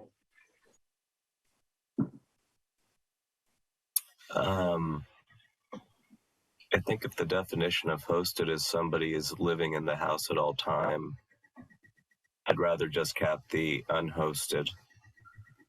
I'm okay with 175 or 150. Yeah, that's what we got. Is that enough information? So I'm not sure we have consensus on that. Well, we do have 3 council members who have said that they want a cap on all STRs. The number, I believe, is 175. Actually, Sue said 150, Mary said 150, and I said I was okay I'm with sorry, 150. my apologies. It's 150. Yes. That is my understanding of the direction of a majority of the council. If that's correct, Mayor, can you just confirm that with the majority? What are you going to do about the ones who have their existing licenses? If there's really, but they're currently not listed or active. So as far as we know, there's 101 that are currently licensed and in compliance, and 24 that we're trying to bring into compliance. The other balance had sort of, stepped out of the game after HDL contacted them. but they could be back and forth because it could be the seasonal issue. Yeah. So right. So that's why the 175 number made sense. But it wouldn't contribute to any additional ones. So there would be a waiting list, let's say, based on these numbers of 25 spots, first come, first serve, that people want to get back into the program. If we were able to bring the uncompliant ones into compliance and they stayed in compliance. And there would still be a waiting list. So it'd be a waiting list of 25 versus, if you decided to cap at 175, that would sort of be a waiting list of 50, speaking rough numbers. So Sue, are you thinking of someone like in your instance, the example that you gave about your own personal experience, like you're out for the time being, but then you want to get back in and now you find out, oh, the council made a decision that doesn't allow me to do that anymore. And I bought my house specifically for that purpose, right? When I purchased my property. So there needs to be an education process here too, because people need to know about this. Because I that's an important factor. Yeah. I mean, if you are purchasing and then you don't know that you've no longer allowed to have a short-term rental.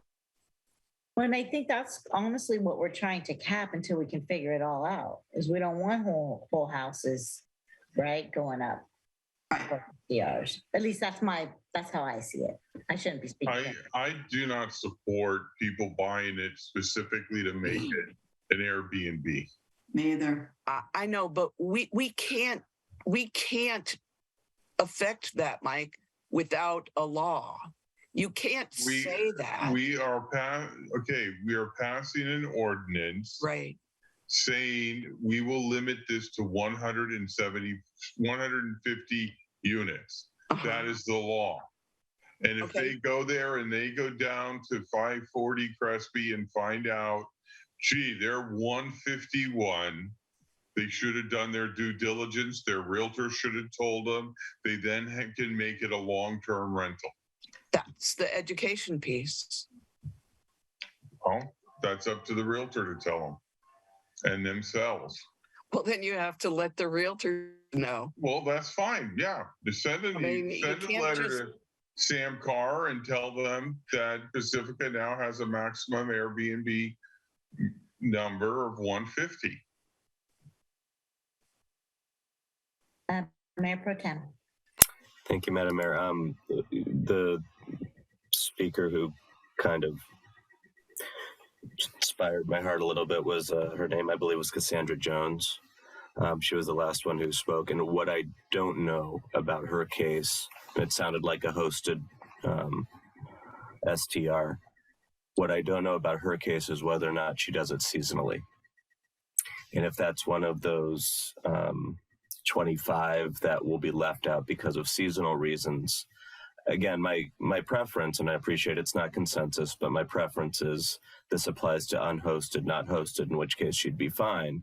But if we're doing this in terms of everybody, then I'm going to change my preference to 175, specifically because in her case, I don't know if she's going to be one of the ones left out if we move it back to 150 and we're capping it on everybody. It sounded from what she said that she would be an unhosted STR because she said she tries to be in town 3 months of the year. And if she's, I don't know her operation, but if she's currently renting, she should be one of the 101 that are licensed and in compliance. If that is not the case, then I'd like her to tell us before we pass the ordinance, and otherwise I'm okay with what you just said.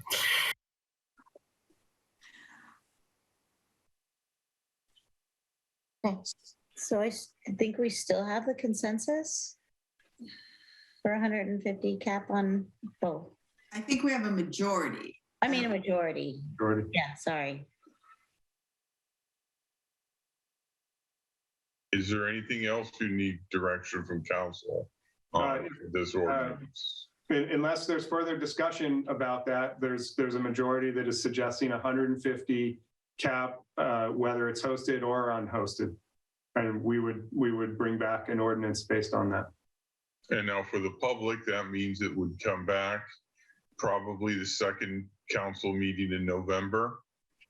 And then that ordinance would be emergency ordinance, which would need 4 votes. No, it would not be an emergency ordinance. Okay. Okay, so it's just Be regular. normal, we would have an I apologize, my video. We would have a regular ordinance adopted. So we would introduce it at the first meeting, and then at the next meeting, we would adopt it, and it would become effective 30 days thereafter. Okay. I just want to be sure the public understood what that meant. Yeah. Okay, we can take 5 before our Okay. last item. And there's 2 members of the public with their hands raised. Oh, Once the public has the opportunity to speak and it comes back to deliberation, you really don't have another opportunity to speak on this subject, just to let you know. That they can when we introduce the ordinance. Right. They can speak again. And that I think various, if not all of us at times in this discussion tonight have said, reach out to us, please. yeah, I think one of them was Jen, who supplied all that data. So Right. yeah, that'd be cool. Okay, I'm gonna take 5. Okay. Thanks everyone for the time on this item. Thank you.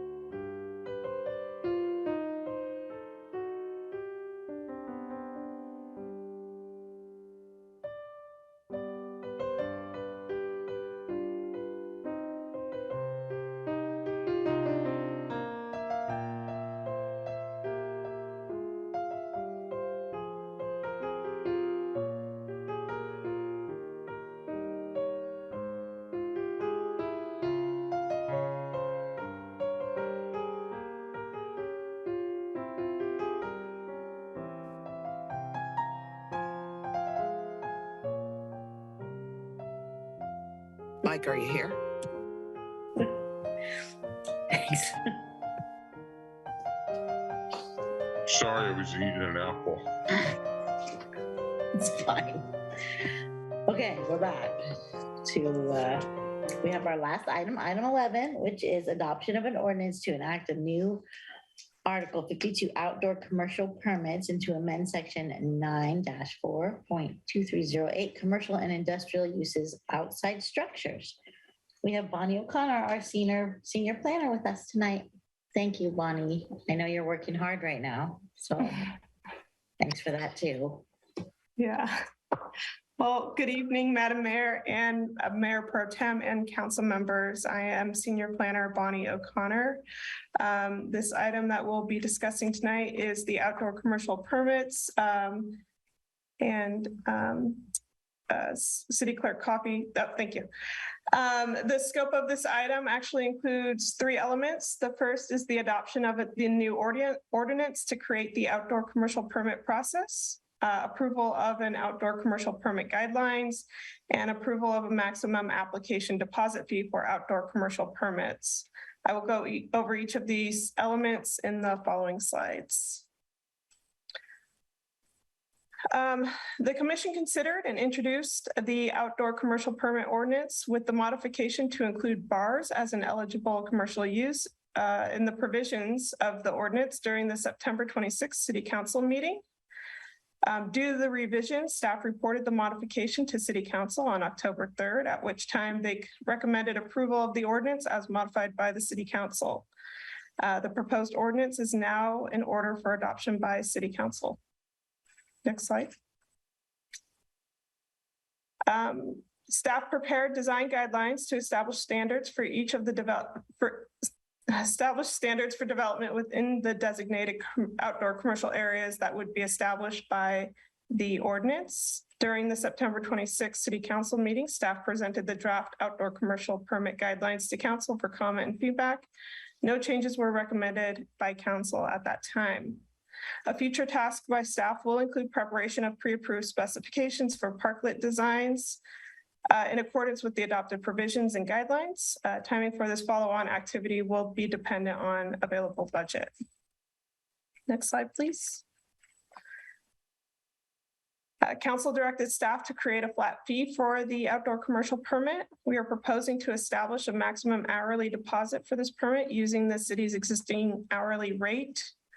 Recommending that a maximum deposit of the equivalent of 10 hours of planning hourly staff rate to be collected for outdoor commercial permits in the parking lane of a public right-of-way, and a maximum deposit of the equivalent of 6 hours of the planning staff hourly rate to be collected for all other outdoor commercial permits. Since the fee will be considered a deposit, any remaining funds not used during the processing of the permit would be returned to the applicant. Any costs that would exceed the maximum hourly deposit would be absorbed by the cities. Appeals to Planning Commission and City Council likely would exceed the maximum hourly deposit.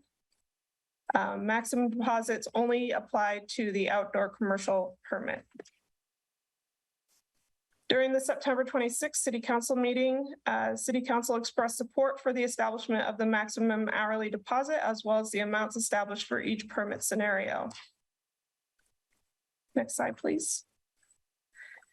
Council did also request to better understand what additional costs a business owner may experience when establishing an outdoor commercial area. Staff prepared the following table, which is intended to provide some context to the associated costs. These amounts are estimates, and the list is not meant to be exhaustive.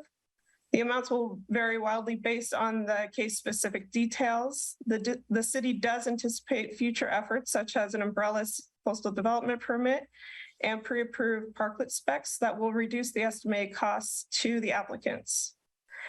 Furthermore, regarding the general liability insurance, what we were able to find out regarding that cost is while that cost would increase, while the cost increase could vary, the amount would be a minimal increase to what a business owner likely already has for their business. And so we don't have a great number to provide you because it's so case specific, but we do anticipate that it would be a minimal increase to existing insurance from a business owner. That concludes my presentation, and I am available for questions.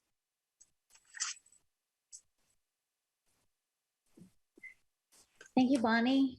Councilmember O'Neill.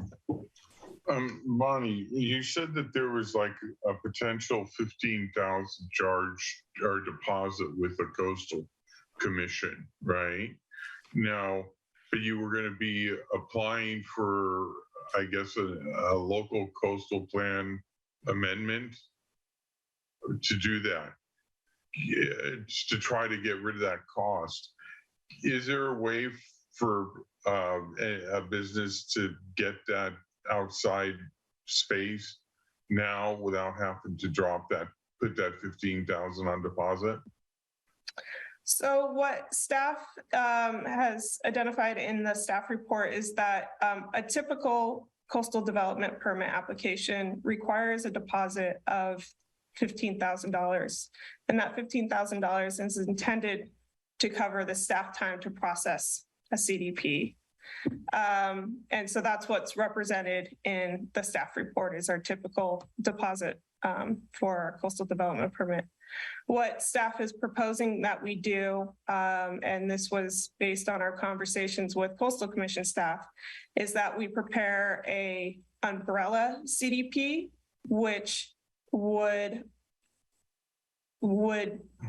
obtain that coastal development permit authorization for a more than one outdoor commercial space that met the specifications of what's described in the umbrella CDP. And so our hope would be to design it and describe it in a way that captures as many applicants that we're aware of at the time to remove that cost burden from the applicant and get it all done in an efficient effort by the city. If an applicant's outdoor commercial space was to be outside of the scope of our umbrella CDP, then those costs may be associated with that applicant. So our intention is to do our best to capture as many as we can And it may require multiple umbrella CDPs, specifically maybe for each commercial district neighborhood in the coastal zone. But we are hoping to do that work for the applicants. And if I could add, because Councilmember O'Neill, maybe part of what you're asking is that city staff work to develop the umbrella CDPs is going to take quite a while. So in the interim, if a business is going to get permitted and get their own CDP, that deposit would be required. And because it would be processed as its standalone CDP until in the future, probably sometime, later next fiscal year, when we can hopefully achieve an umbrella CDP with coastal. And we don't know how complex that's going to be or not with them. So the governor's waivers during COVID have all expired at this point? No. We're still in a state of emergency, and so we're still operating under that same allowance for the outdoor permit activities. Okay, so then they're not paying $15,000 now. No. Okay. All right. Thank you. And I would just also add that we wouldn't be able to process that CDP until we've completed the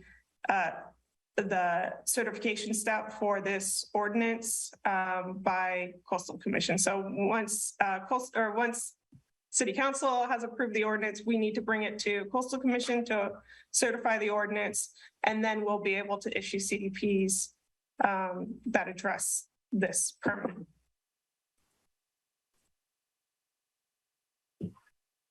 Is there any other questions for Bonnie at this moment? Seeing none, we'll go to public comment. Looks like we currently have one hand raised by Kimberly Williams. Kimberly, you may now unmute yourself to speak. Hi, thank you, Mayor and City Council members. On behalf of Surfrider, I just want to say that I commend you for the steps that you're taking to work more closely with the Coastal Commission. And it's something that we've encouraged you to do for a while. And I think it's great that you're taking steps in that direction. And I just wanted to take that opportunity to say thank you for doing that. And I hope to see more collaborative work going forward. And thank you to staff as well. Thank you. Thank you, Kimberly. Madam Mayor, there are no more hands raised at this time.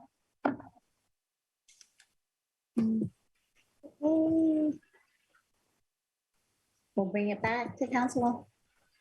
Thank you, Alyssa.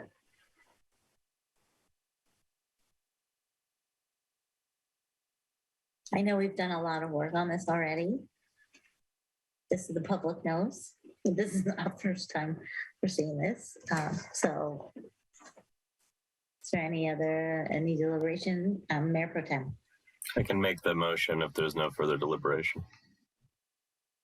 I move to waive the second reading and adopt an ordinance entitled An Ordinance of the City Council of the City of Pacifica to enact a new Article 52, Outdoor Commercial Permits, and to amend Section 9-4.2308, Commercial and Industrial Uses Outside Structures, of Chapter 4 of Title 9 of the Pacifica Municipal Code to create a process for commercial businesses to conduct commercial activity outside of an enclosed structure, and finding the text amendment exempt from the California Environmental Quality Act, CEQA, text amendment TA-122-22, file number 2022-017. And adopt resolution approving the outdoor commercial permit guidelines and finding the outdoor commercial permit guidelines exempt from the California Environmental Quality Act, CEQA, file number 2022-017, include as attachment A to this staff report, and adopt resolution approving a maximum application deposit fee for outdoor commercial permits, file number 2022-017, included as attachment B to this staff report. A second. Sandra?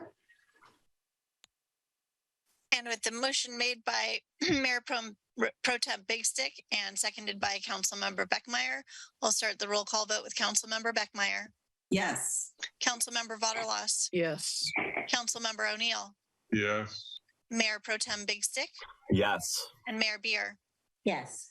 And item number 11 passes unanimously. Okay. So Thank Bean, you, I cut the discussion short on 10. We can go back to it now if you want. Oh, no, it's time to adjourn the meeting. Thank you, everyone. Thanks, everyone. Good night. Good night.